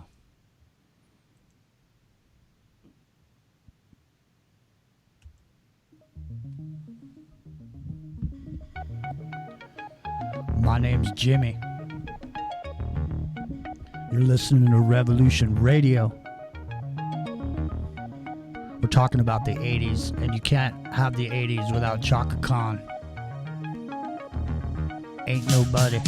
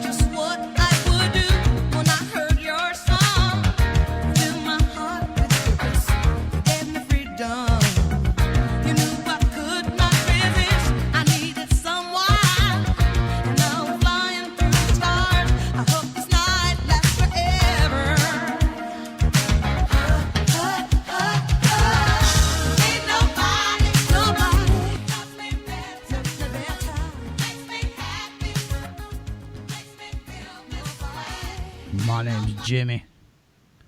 Ain't nobody does it better than Revolution Radio. And if you are hearing my voice somewhere out there in the darkness, I sit alone in the Santa Cruz Mountains amongst the tall redwoods, the trees, man, the trees. I'm smoking some trees, too. It's all about the trees in the Santa Cruz Mountains, epic. But we're not talking about trees tonight, are we? We're talking about 1989. The wall came down, didn't it? Epic. Are you there? I don't think he is there. I was on the other side of the wall. You were on the other side. You just busted through the wall like Aerosmith on that Rum DMC video? Right under the Kool-Aid guy, right? Well, so how did the wall actually come down? Did you know that the wall came down?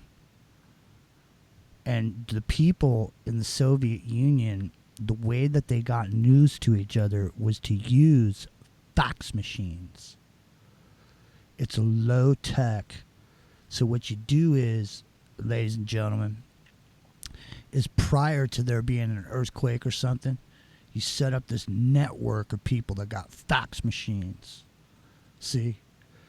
And then typically in an earthquake, the telephone lines will still work because in a power outage, the system was made to keep working. So you can almost glean some power off your telephone lines if you have them in your house sometimes. But anyways, the point is that if you got a telephone line and you got a fax machine on there, then people could send messages to each other, and then they would disseminate it throughout the neighborhood, all sly. And that's how, the information got around. But how'd the wall actually come down? Did Ronald Reagan really have something to do with it, you think? I mean, because they like to pony up Reagan up there, as the dude or whatever. I mean, did he really have any? I mean, was it his relationship with Gorbachev? Yeah. Well, no. I mean, Gorbachev did perestroika. Sorry, mispronounced that. Perestroika. I can't even say that right now, so I'm not even gonna try. But anyway, he did that whole thing called openness, right, in Russian, and then of course Reagan seized upon that and said, "Mr. Gorbachev, tear down this wall." But it was years later that happened. But it was actually kind of a joint effort. I mean. There was demonstrations. There was they called it the Vinyl Revolution or Velvet Revolution. I'm sorry, in Czechoslovakia, and there was the ousting of Ceausescu in Romania, and the free elections that happened in Poland, also 1989, by the way, were like one of the big catalysts to start that whole thing. And so it just all came down at the same time. That was Left Fluenska or something like that, right? What was that dude's name? I forget that guy's name. I had it until you said that. Yeah, it's been a long time. He had a giant mustache. I remember he had a giant... the Solidarity movement. Yeah. And he had a giant mustache. I do know that. Yes. I am fond of I'm fond of the giant mustache myself. I actually have a giant mustache. So, there's an odd tie in here. We're talking about the fax machines, just fax, ma'am. Facsimile machine was invented by Ray Kurzweil. So is Ray Kurzweil responsible for the Berlin Wall coming down? I don't know. Maybe. Interesting. You never know. I mean, what is his religion? Do you know? No, I'm just. It's humanist, yeah. Is it really? See, that's the thing people don't realize, And I don't want to, I'm gonna have to put on my bulletproof vest. I mean, I already got my epidermis on, my leather jacket. I wear black because I'm comfortable in it, Epic. But the point is that people always take a look and looking around for Satanists, but they should be looking for secular humanists if they really want to see some people, don't you think? Scientific materialism, yeah. Scientific materialism is religion, 100% of religion. I mean, they'll fight for it with religious fervor to deny that that it's religion, right? But it is. And South Park did a great episode on that. Our science is great. Like a 3-parter, if you saw the episodes where the time child, Cartman goes back in time because he's trying to get a Wii. Or he goes to the future, rather. He goes back in the future to try to get a Wii because he can't handle it anymore.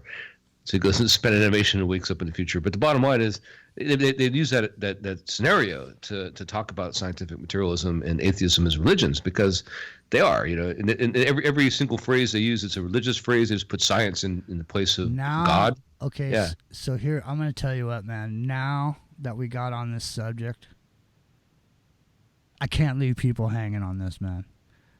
Because I know right now there's a clip from Bill Cooper who read a newsletter that was put out by an older broadcaster who used to be Mr. Cop Friendly, Mr. Friendly, the cop. And he was the most decorated officer in Arizona police history. And his name is Jack McLam. Jack McLam had this newsletter called Aid and Abet. Now, I used to listen to Jack McLam's show when it was on. He used to take, what's that stuff? Not Extendovite, but that other stuff. Heart drops. He used to swear by those heart drops, man. But I'm going to go dig this letter from a humanist, secular humanist, that Bill Cooper reads that was in Aid and Abet. And it was, and so this letter that was sent by the secular humanists to Aid and Abet was a supposed high-ranking police officer using a fake name, but telling people exactly how it is. So, Epic, let me toss the keys to the SS Minnow over to you, and I'm going to go dig real deep over here in the coffin, the vault, and find Bill Cooper. I think he's still in the green room because we are in the ether space. Let me go see if I can get a hold of Bill. He'll have to put his wooden leg on. Did you know Bill Cooper only had one leg? I did, and it had nothing to do with Shark Attack or anything. I know. Yeah. Well, can you imagine? Can you imagine the dude, like, he was on Alex Jones's show once, and he said, "I'll probably die in a hail of bullets on my porch." And yet he did die in a hail of bullets. But here's the thing: I never knew what happened to Bill Cooper that day is pretty intense, but in and of itself. But when you find out Bill Cooper only had one leg, and you realize that dude was running on one leg with a gun behind his back trying to shoot to save his life, you know, and he got shot in the back and gunned down on his porch. My name's Jimmy. It's Revolution Radio. It's into the microcosm. That's the epic Journeyman. He is the professor on Speculation Island, but right now we're paddling our canoe. And Epic, I'm going to hand you the paddle. I need to go to the back of the boat here and try to troll Bill Cooper out of the green room. He's tough to get out. Right, especially with that one leg. So, yeah. So what I'm going to do, I'm help him out a little bit. I'm going to play Gilligan. I'm going to take the grass car. You know, remember they had the grass car. I remember that. But they had palm fronds and stuff. Yeah, I'm gonna drive that around the island a little bit. You know, you're gonna do a Fred Flintstone. With your yeah. It's hard in the sand, but at least it doesn't hurt your feet too bad. So 1989. You know, we're talking about 1989, and man, how much time we got left to show? I'll save the best for last. Make sure we got time for it. So we talked about environmentalism and how the Exxon Valdez accident, you know, really brought that into focus, and that's a historical moment. Right. The Tiananmen Square image, right? Right. How we had the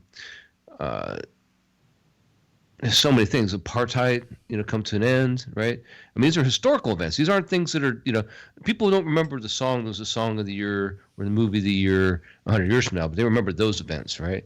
And so in the wall coming down, that's a huge thing, right? And the end of the communist Soviet bloc. I mean, they're huge things. But, you know, that invasion of Panama shouldn't be ignored. It can't get really lost in this because we really had no reason to invade Panama. The only reason we went into Panama is because there was a loose end there, and that was a CIA agent known as Manuel Noriega that old HW left out there to roam the wild that had all the goods. You know, he knew all the info about the drug trafficking going down to finance the black ops that were going on in the CIA. So they had to bring him in. Now, I don't think that Noriega ever went to real prison. I think he's wandering around some villa somewhere, you know. They parade him out every few years. Shit, man. Hey, man, he's drinking Cuban coffees with Saddam Hussein over there on Gaddafi Island. Over there. Right. Epstein just joined the island, right? He's out there now too. Yeah. Yeah, you never die. They just cancel your contract. You grow a beard and move off to some other place where no one's ever going to see you. My name's Jimmy. Guess what, man? I have acquired the target.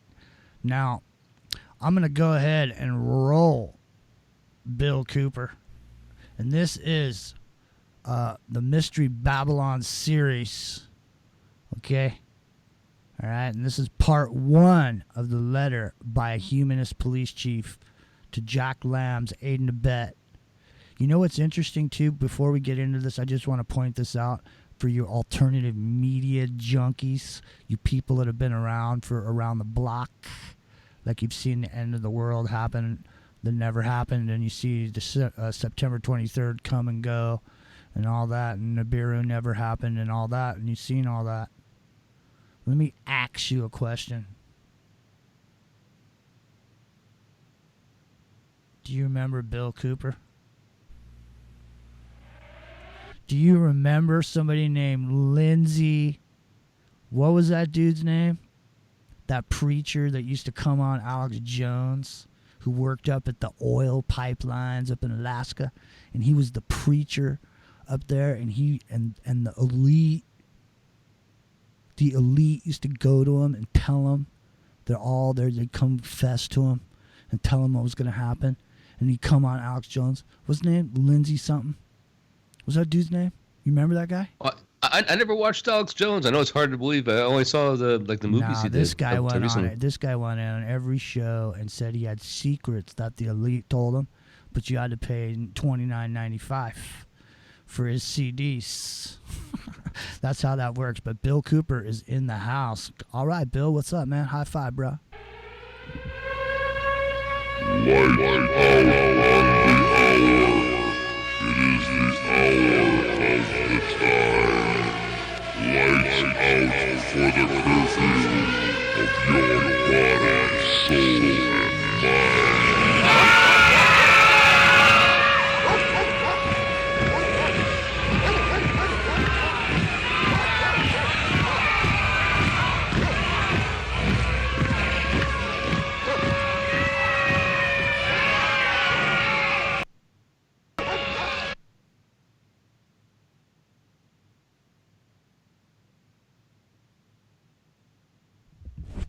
I went full screen by accident. Hold on a second. We got jammed up, but guess what, man? It's not. Lights out. That's right.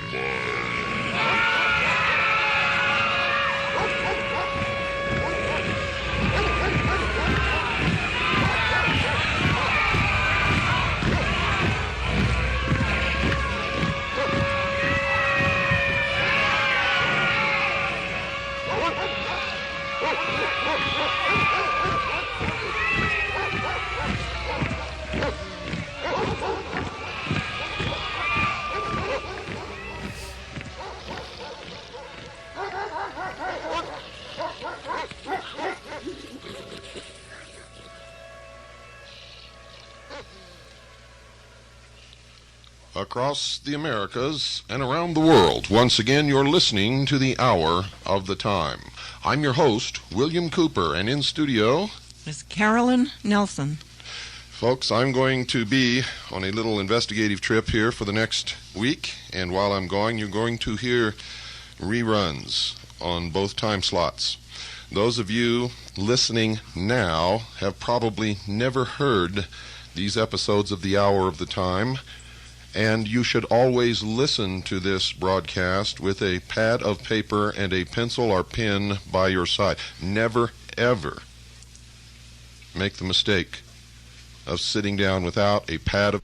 Never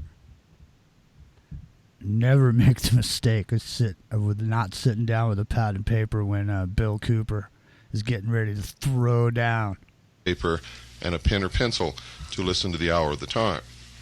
We have very short patience around here for people who do not follow directions. So if you call up and want us to recount the show for you because you didn't have your pad of paper and your pencil, I'm sorry, we don't have time to do that. We're very, very busy here.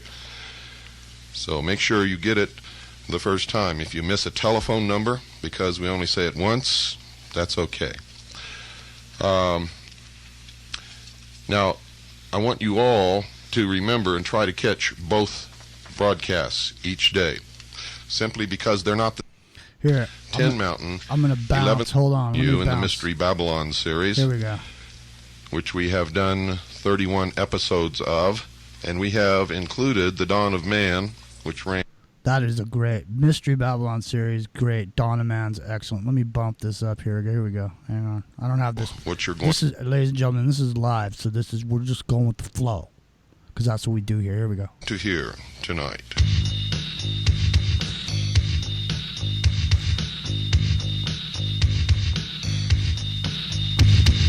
Don't believe the devil. I don't believe his blood. But the truth is never the same without the lies he made up. Don't believe in excess. Success is to give. Don't believe in riches, but you should see where I live. I believe in love. Don't believe in forces. Don't believe in race. But every time she passes by, wild folks escape. Don't believe in death row, skid row, cancer. Don't believe in the Uzi, just went off in my hand.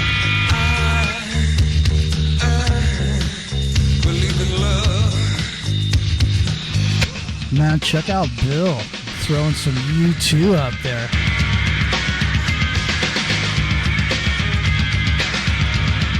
In the Bourgogne.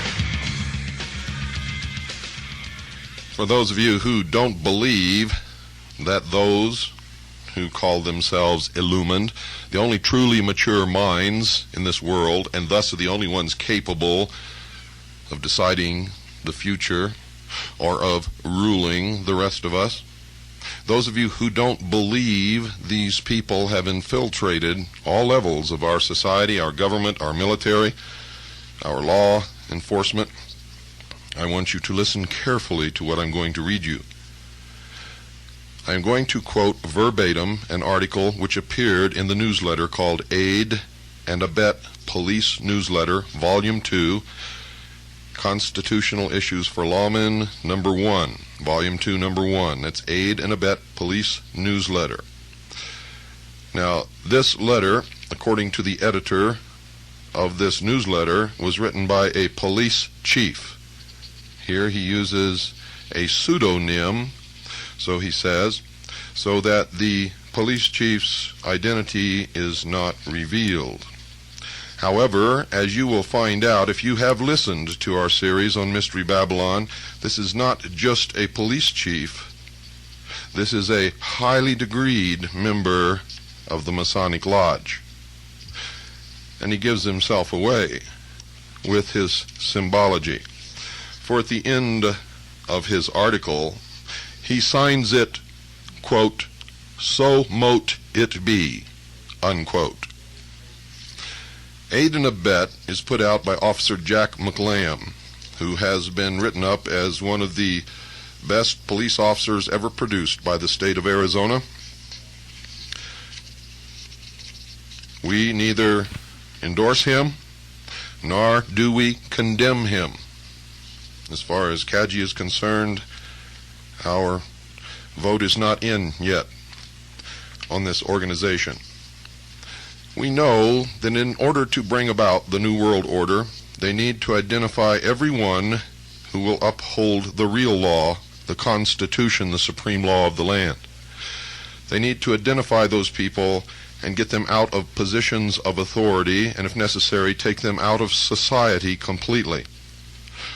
There are organizations which exist solely for the purpose of identifying those people in government, those people in the patriot community, those police officers serving in police organizations who would ultimately support the Constitution and the Bill of Rights against any effort to destroy it. Aid and Abet may be one of these means. We do not know that for certain. But if you listen to this letter, because it's signed with a pseudonym, may not be from a police chief at all, but may be from those who control Aid and Abet to tell the police officers what is expected of them in the New World Order. Again, we do not know this to be true, but we have discovered, ladies and gentlemen, in our investigations that those who oppose us, who would destroy us, use the Hegelian dialectic of political conflict resolution. They control both sides of every issue. They set in motion methods and means to identify their enemy and destroy their enemy before their enemy can hurt them. And that's why we have been on the losing end for literally thousands of years with these people. I now quote from this newsletter. To the question of, do some judges, prosecutors, and police officers today commit dishonest acts to put criminals away? I answer an unequivocal yes. But it is hoped that it is not done without just cause. True immorality exists only when the cause is not just. Notice how they've turned the definition of morality around. And he goes on, after more than 20 years of service to my fellow Americans, I realize what reality is. The truth is that today many judges, attorneys, police officials, and officers are devotees of the religion of secular humanism. myself included. Some of our members, mainly out of fear, will not admit that SH is a religion, that secular humanism is a religion. They are apprehensive that we might be treated as the so-called Christians have been treated under the doctrine of separation of church and state. Such fear might be well founded if this were 15 to 20 years ago. Not so today. Reason being, colleagues of our faith are, for the most part, in control of the agencies and organizations such as the... I don't know what happened. Something just happened. Stand by. Stand by. It must be... what could it be? Hold on. I have no idea what just happened. Just all of a sudden, Bill Cooper just disappeared off the face. Timothy Leary, man. He's not dead. He's on the outside looking in. See, man, I'm telling you, dude. Let me tell you something, man. You can run around and talk about Anton LaVey and and you can run around wearing your Aleister Crowley t-shirts, man. But you start talking about secular humanism, and you're talking about some people just don't really talk about too much. And hopefully I'm not pissing anybody off, man, but hey, listen. Myth number 7 is dinosaurs died. Dinosaurs. Hang on a second. I have no idea what's going on here. It's an old topic. Millions of years. You know. Oh, my God. The animals took dominion over everything. Genesis 2. That's what it says on my screen. Hang on a second. I got to dig back. Now, all of a sudden, William Cooper's not there in my history. No, I'm just kidding. He's there. I'm going to him right now as we speak. Don't worry. I got your backs. I'm not going to make you listen to the whole thing all over again. Don't worry. Hang on a second. I'm getting the snake. I'm getting the Ouroboros epic. It was a dinosaur talk, you know, going reptilian on us. That you use the whole thing, yeah? But we'll conquer that thing. Well, I am Rh negative. Some say that is lizard blood or whatever. You never know. All I know is there's some Dominion video ad playing on this Bill Cooper thing, and now I'm all of a sudden I'm seeing a whole plethora of videos that you guys can't hear, and luckily for me, you can't see it either. Otherwise, I get thrown off of YouTube right now. Hang on a second, man. I don't know what happened. I don't know. Like I said, secular humanism. Don't believe in death row. Don't believe in death row. Hold on. Here we go. Ruling the rest of us. Those of you who don't believe these people have infiltrated all right, we know constitutional issues for lawmen, number 1, volume 2, number 1. That's aid and abet police is not revealed. However, as you will find out if you have listened to our series on Mystery Babylon, this is all right, here we go. The best police officers ever produced there we go. Who will uphold the real law, the Constitution. See, man, officers serving. That is what you call a 25-second review, ladies and gentlemen. Okay, we're all up to speed now. Here we go. Police organizations who would ultimately support the Constitution and the Bill of Rights against any effort to destroy it. Aid and abet may be one of these means. Both sides of every issue. They set in motion methods and means to identify their enemy and destroy their enemy before their enemy can hurt them. And that's why we have been on the losing end for literally thousands of years with these people. I now quote from this newsletter. To the question of, do some judges, prosecutors, and police officers today commit dishonest acts to put criminals away? I answer an unequivocal yes. But it is hoped that it is not done without just cause. True immorality exists only when the cause is not just. Notice how they've turned the definition of morality around. And he goes on, after more than 20 years of service to my fellow Americans, I realize what reality is. The truth is that today many judges, attorneys, police officials, and officers are devotees of the religion of secular humanism, myself included. Some of our members, mainly out of fear, will not admit that SH is a religion, that secular humanism is a religion. They are apprehensive that we might be treated as the so-called Christians have been treated under the doctrine of separation of church and state. Such fear might be well founded if this were 15 to 20 years ago. Not so today. Reason being, colleagues of our faith are, for the most part, in control of the agencies and organizations such as the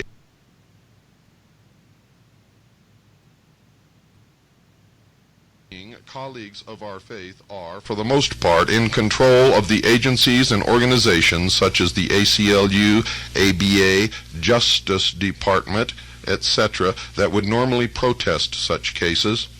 Although this may at first seem unfair, it is not.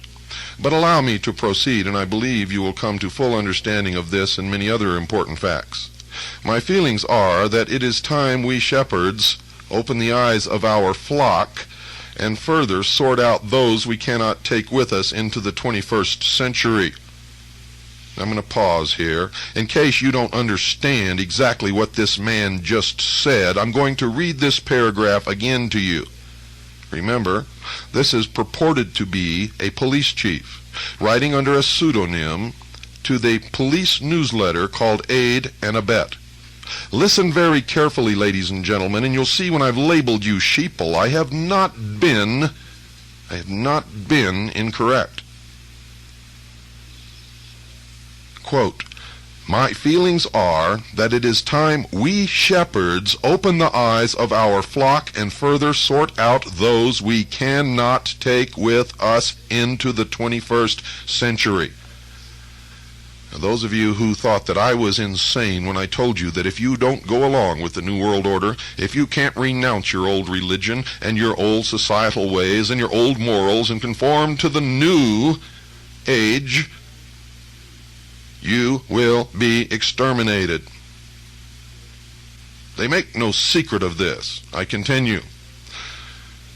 Any that would deny that our religion of secular humanism is not a valid religion should do their homework. The Supreme Court decided that it is a religion some years ago in the Torcaso versus Abington, Abington versus Shemp, and in Torcaso versus Watkins cases. According to the High Court, it is, quote, belief, not body, creed, or cult, which appears to be the essence of religion, unquote. It further explains that, quote, belief refers to some sort of universal view of life, of the world of mankind, a belief that is held to be true about mankind, unquote. In essence, the Supreme Court said that one's religion can be, quote, any world view with or without reference to God, theistic or non-theistic in nature, unquote. I hope this helps others to understand our faith. However, this, of course, is not the main point of my speech. I wish to address the abuse of police officers who ascribe, knowingly or unknowingly, to the moral tenets of our religion in regards to ethics and morals. Nationwide, our devotees are enduring horrible discrimination at the hands of a very hypocritical faction of society, the Christians.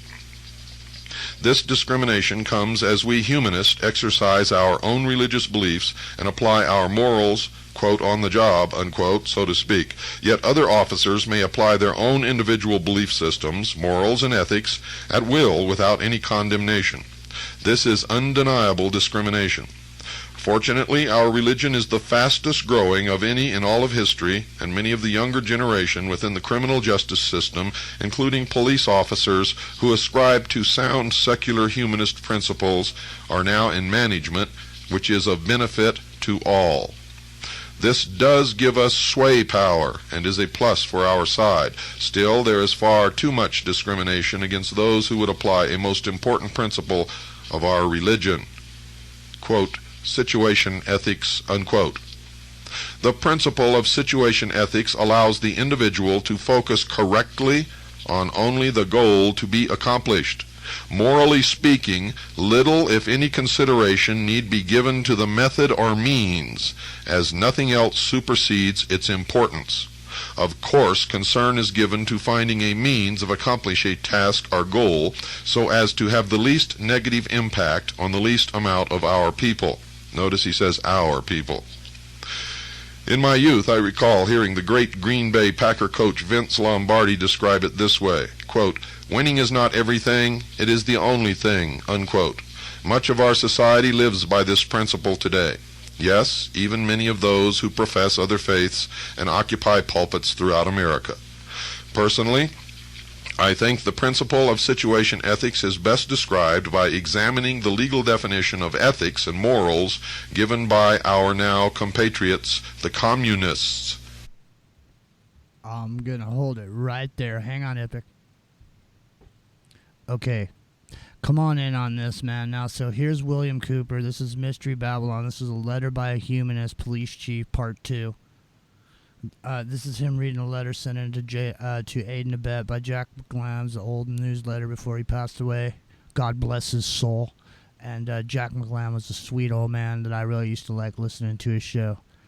And but anyways, the point is that secular humanism is something that's taking hold. And this is back when what is this? I mean, this has got to be late 80s, early 90s. I wouldn't be surprised if this was somewhere in that neighborhood when he did this broadcast. I don't know exactly though.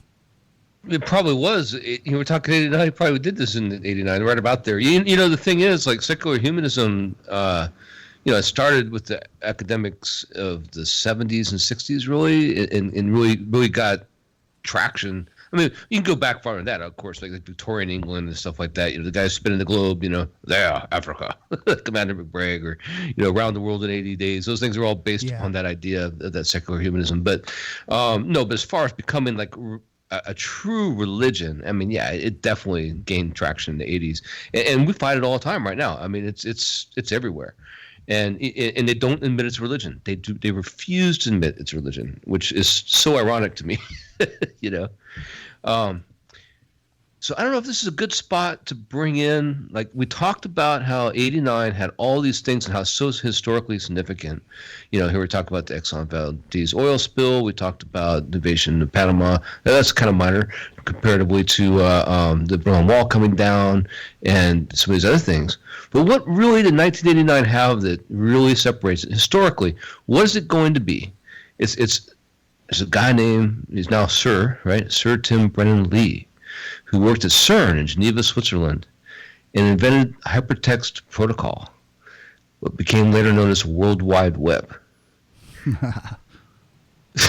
So historically, 1989 is the year the World Wide Web was launched, and ironically, it was made to made the computers at CERN, right, in Geneva and outside of Switzerland. They have their particle accelerator out there. It wasn't the Large Hadron Collider yet, of course, but the computers need to be able to talk to each other. So he made this hypertext protocol to HTTP so that they could talk to each other.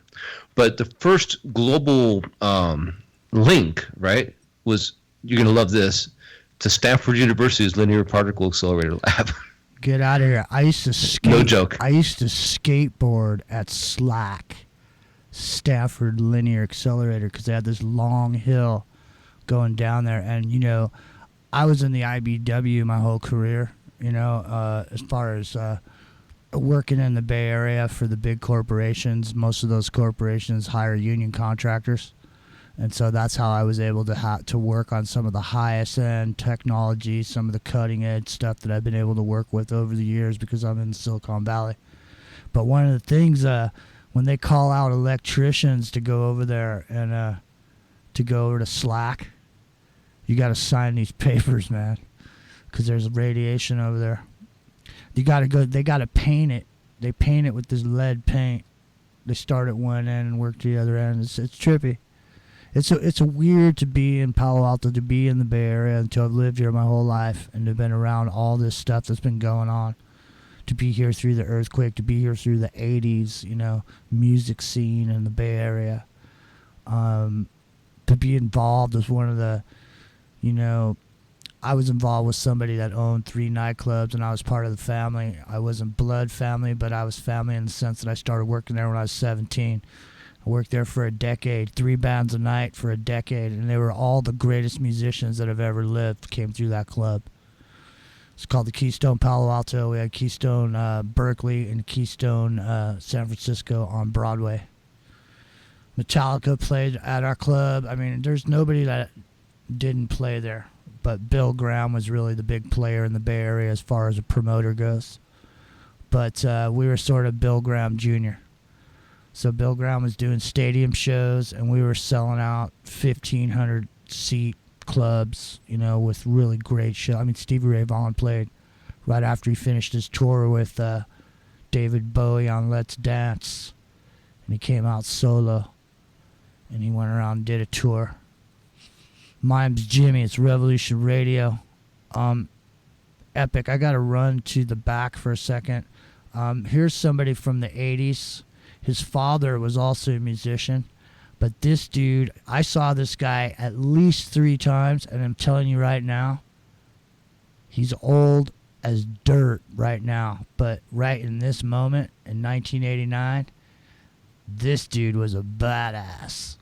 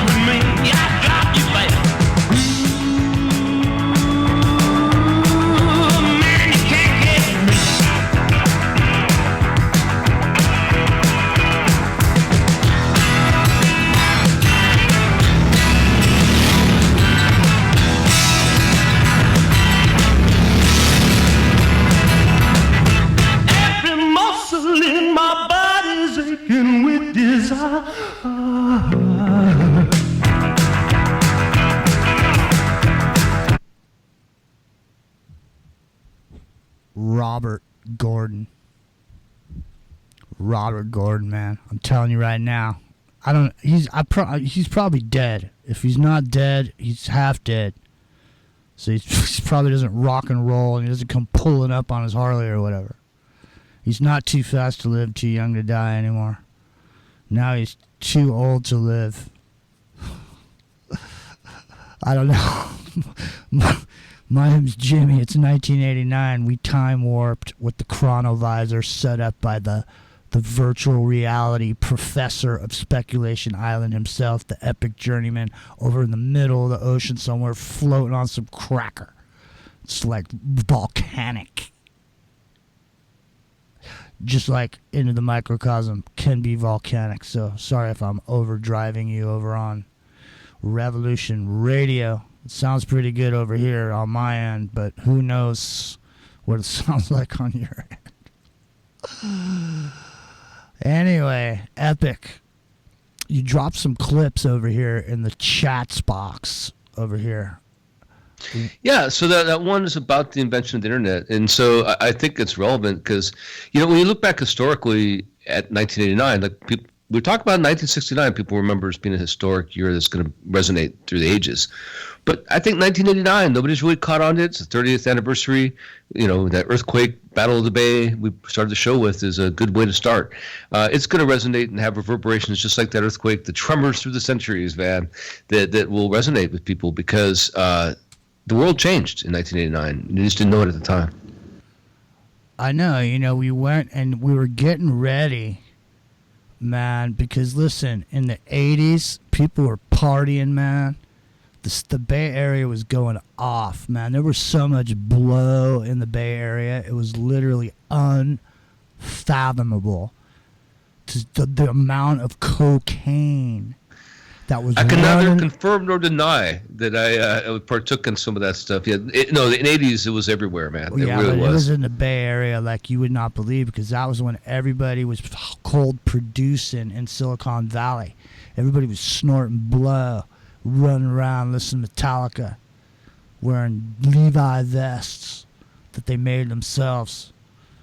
You know, I mean, it was a wild scene, man, in the 80s in the Bay Area. And that's when really, like you're saying, this technology, it really took hold. But like I was saying, the psychological programming was about to shift into the self-help generation of the 90s, where it went from partying, have a good time, snorting blow, and everybody's doing their thing and partying and getting laid, both male and female. Everybody was having a good time. And then all of a sudden, what happens? We go over there into the 90s. AIDS in the 80s, right? But yeah. Yeah, well, big deal. the AIDS, but that really wasn't it. It was more, it got depressive. You know, all of a sudden, you shifted from the 80s hair bands, jumping around, snorting blow, getting laid, to Nirvana in some sweater he bought down at the Goodwill. You know what I'm saying? And he's... hold on. Do you remember him ever wearing a pink fluffy jacket?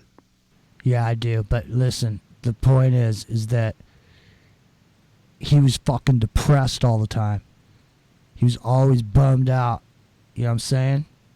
And that is exactly what happened to that decade. The 90 going into the 2000s was the decade of self-help, the decade of bands going into Alcoholics Anonymous, people getting clean and sober. Aerosmith turned their careers around. They got clean and sober. I mean, Joe Perry played at our club when they broke up. It's called the Joe Perry Project. He had a song called Let the Music Do the Talking. There were so many people in the club that night.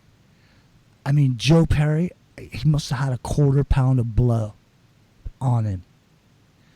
The club was so packed, the power went out in the club. It was packed wall to wall, man. And the Hells Angels were friends of the club, right? They come pulling in on their bikes into the club and point their headlights at the bar so the owner, Big Bob Corona, could get the tills out. Because back then there was no credit cards, man. It was all cash money. And so when there was a giant show like that going on, literally, when they used to count money after shows like that, I'd walk in the office, Epic, there'd be money, I literally stacked 3 feet high on the desk, and everybody would be sitting there smoking these giant cigars, man. Seriously, it was no joke in the Bay Area, and believe me, money was no object. There was so much money flying. This is before all the crashing. You know what I'm saying? You had that, like you were saying, you had the savings and loan thing, but they skated on that, right? But you still had. When did the internet crash out? Yeah, in the early 90s, they had the NASDAQ crash, right? Right. So yeah, it was a big tech bubble burst, right?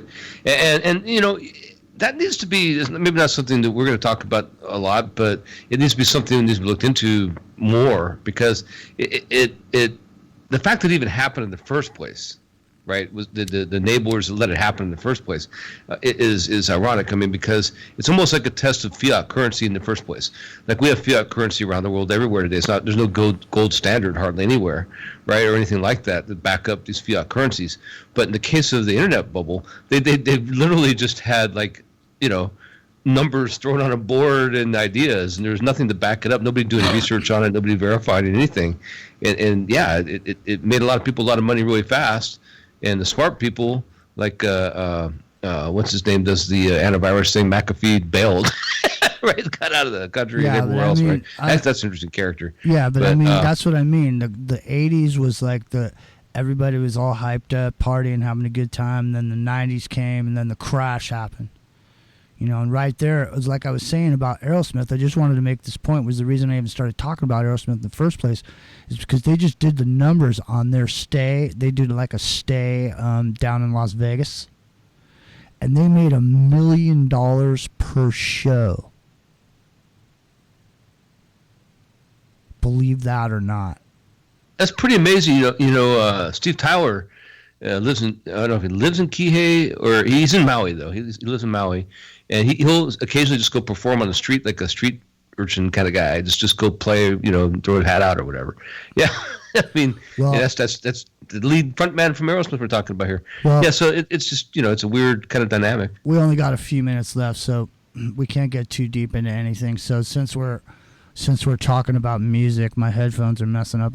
Since we're talking about music, I just want to let everybody know that it was announced that the Eagles tickets went on sale for the Bay Area for 2 shows.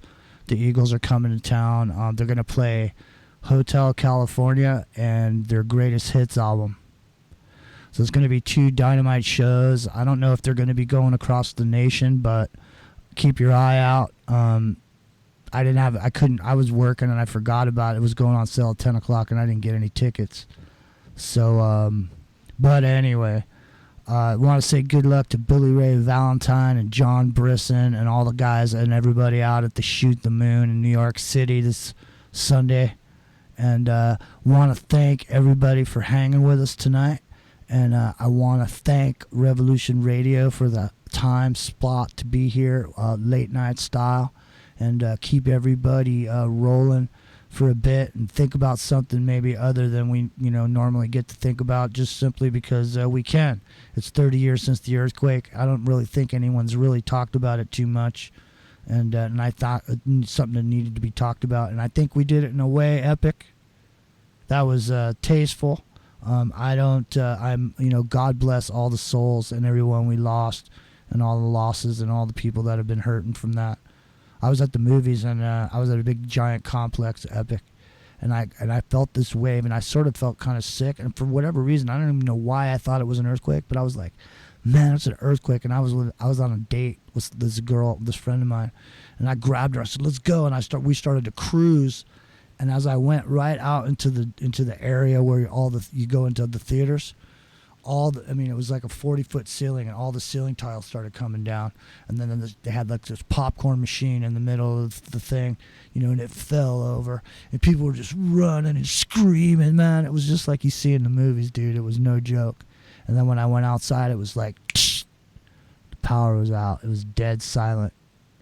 My name's Jimmy. I don't know if it's going to be dead silent after we leave here tonight. I'm not sure who's coming up next, but whoever it is, I'm sure it'll be a great show because everybody here at Revolution Radio does their best. And we ask you to help us out if you can. Like we said, you came on into the microcosm. The guitar case is open on the floor over there. It's called freedomslips.com. You can bust on over there, and there's some really cool gifts. It's kind of like public radio. You make a certain amount of donation for a certain amount of money.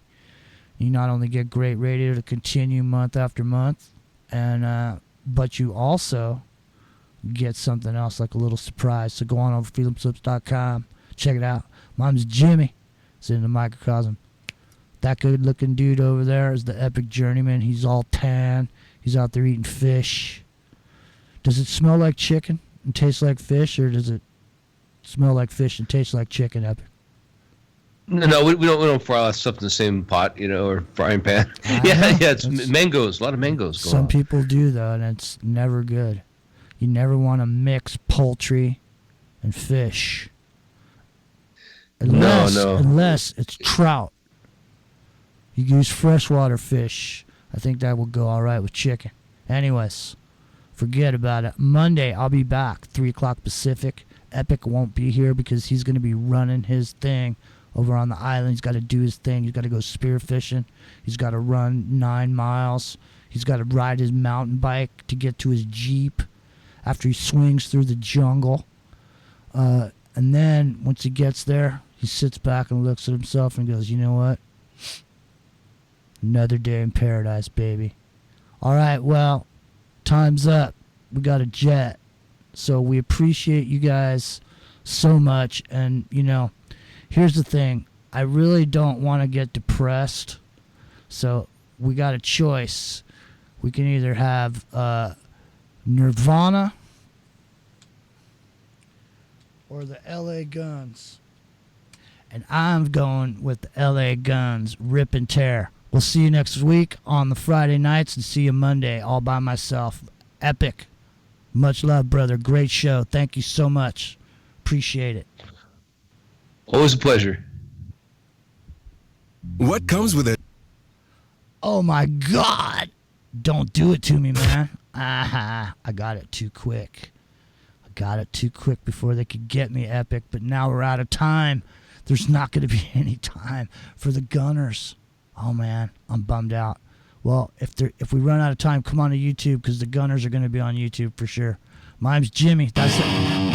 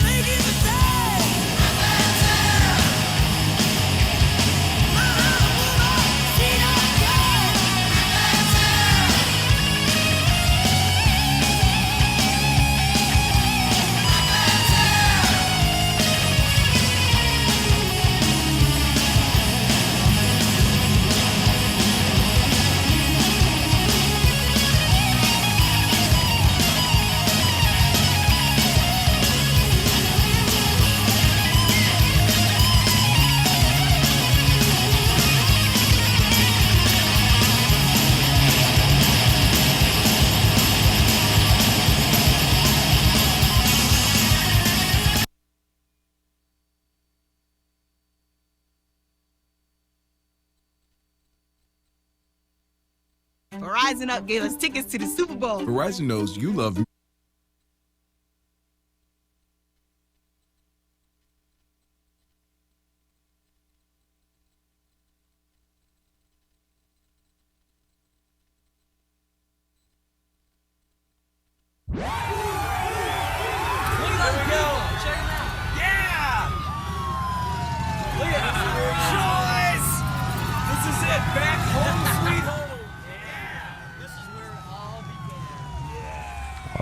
right, well, it's time for me and Epic to bone out.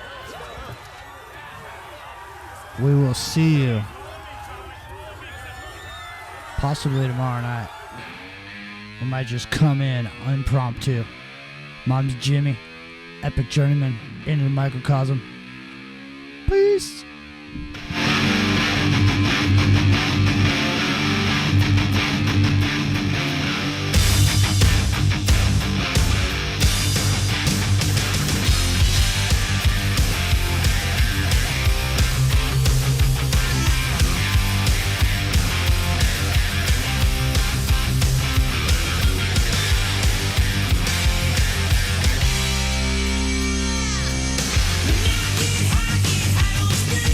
Talk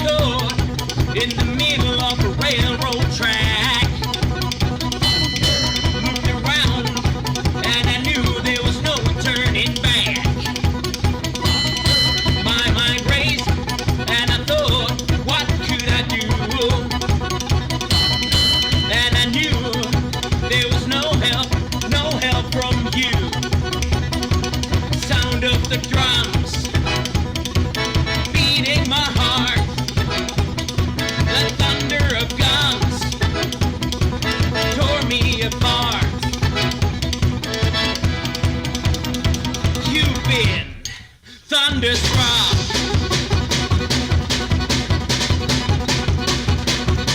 Went down the highway, broke the limits, we hit the town.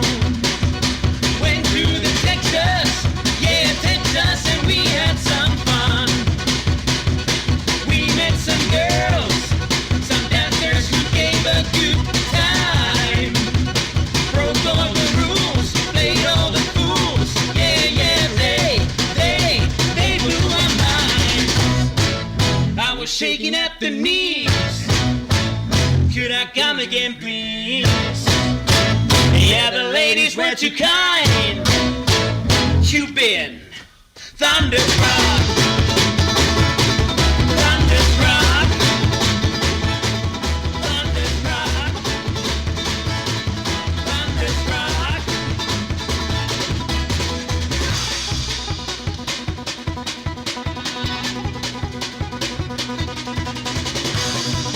I was shaking at the knees.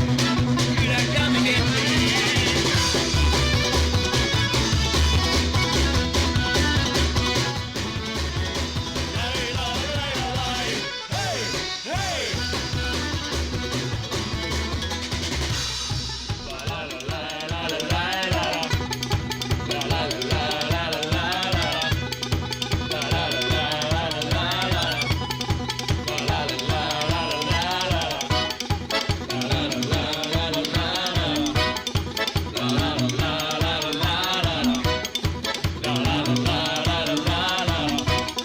You've been thunderstruck. Thunderstruck. Thunderstruck. Thunderstruck. Yeah, yeah, it's alright. We're doing fine. Yeah, it's alright. Slayer, the final campaign. With Primus Ministry and Philip H. Anselmo, November 26th.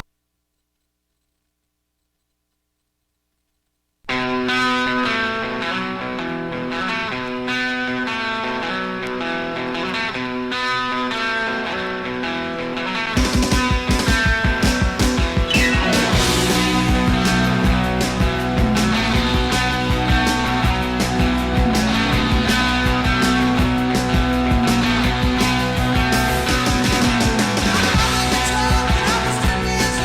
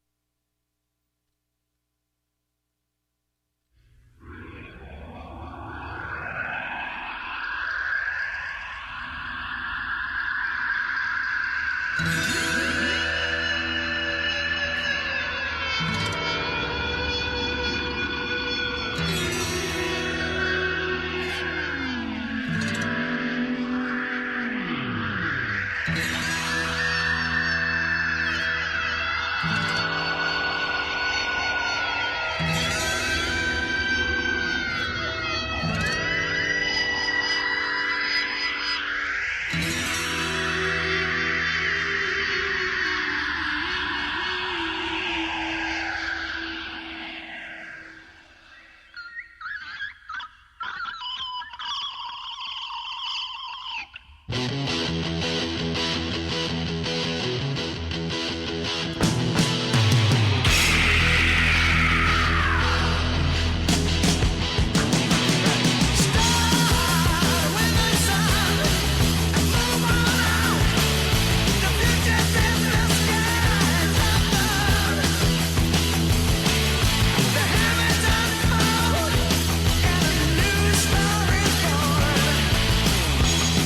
and time.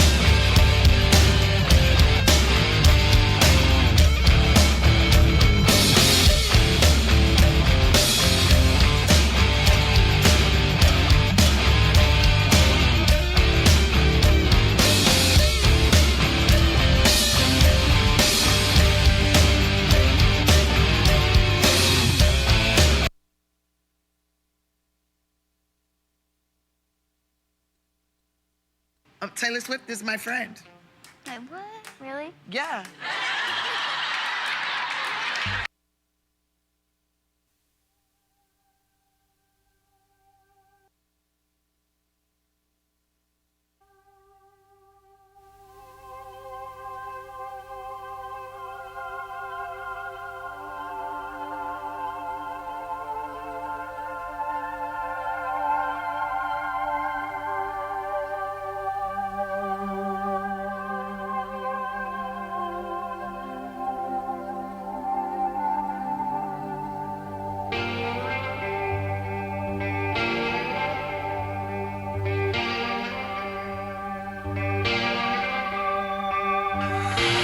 Keep on pushing, babe, like I've never known before.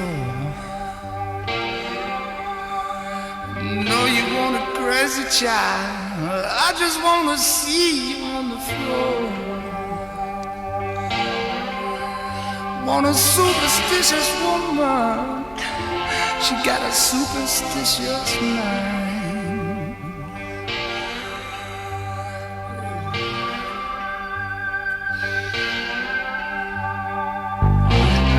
See you, baby. I can see you anymore. No more. Keep on loving me like I've never known before. I want a super.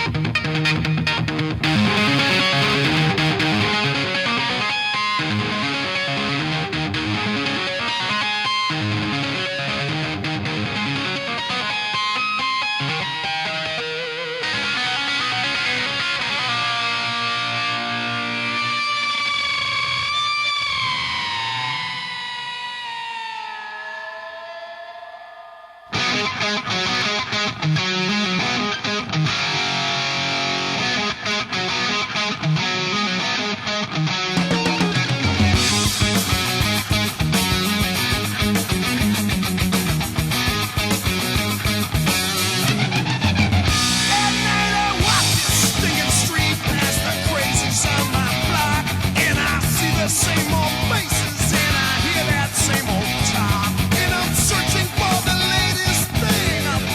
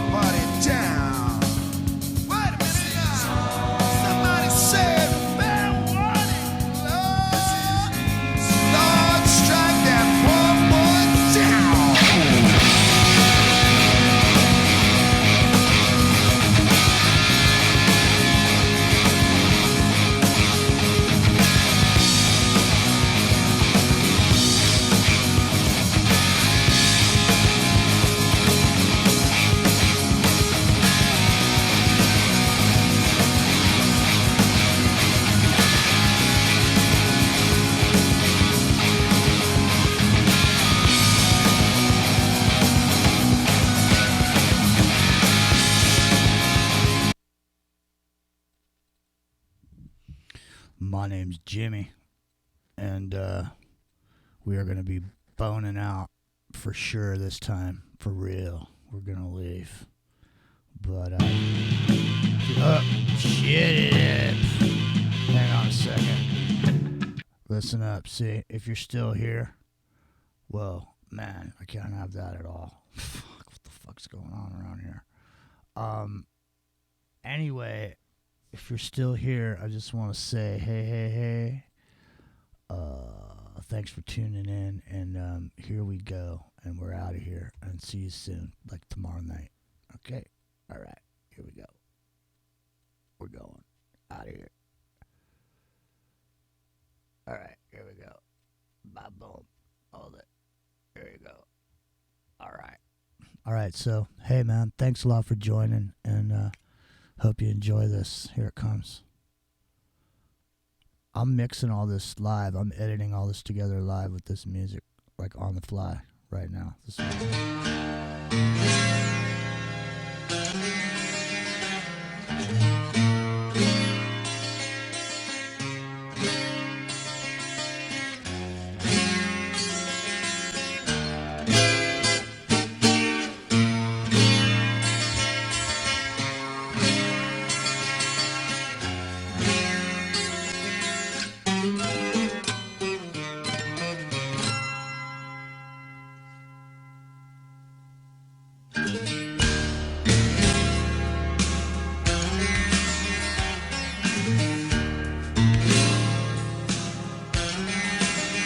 Time rolls on.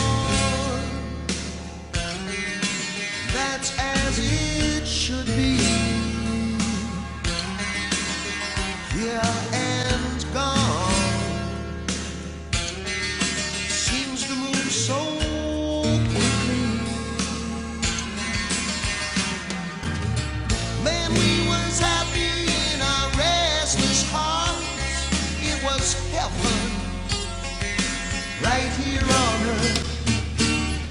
Yeah, we were laughing as we reached for the stars, and we had some for what it was worth.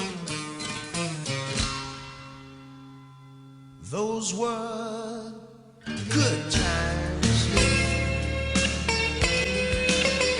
Damn good times. Those were good times. Damn good times. Hey, take a look at this picture. Can you believe that was you?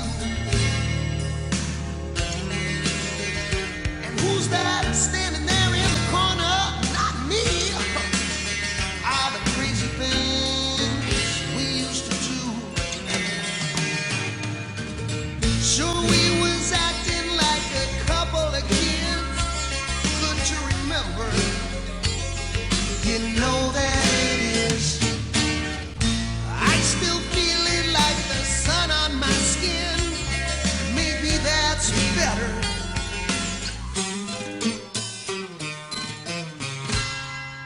'Cause these are good times.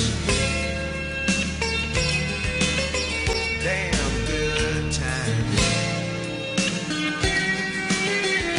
Talking about good times. Damn good times.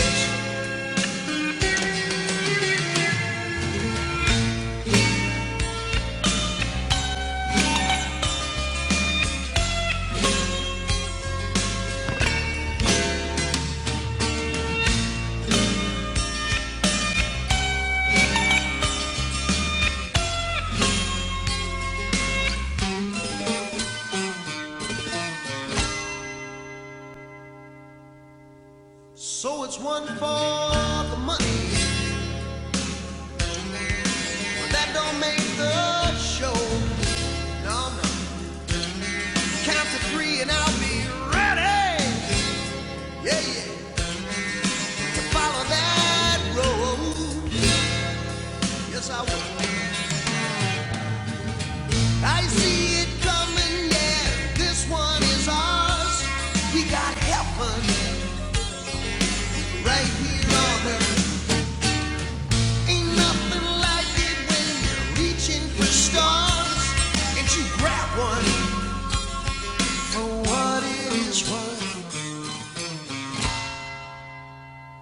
tell her we'll be having good times. Damn good times.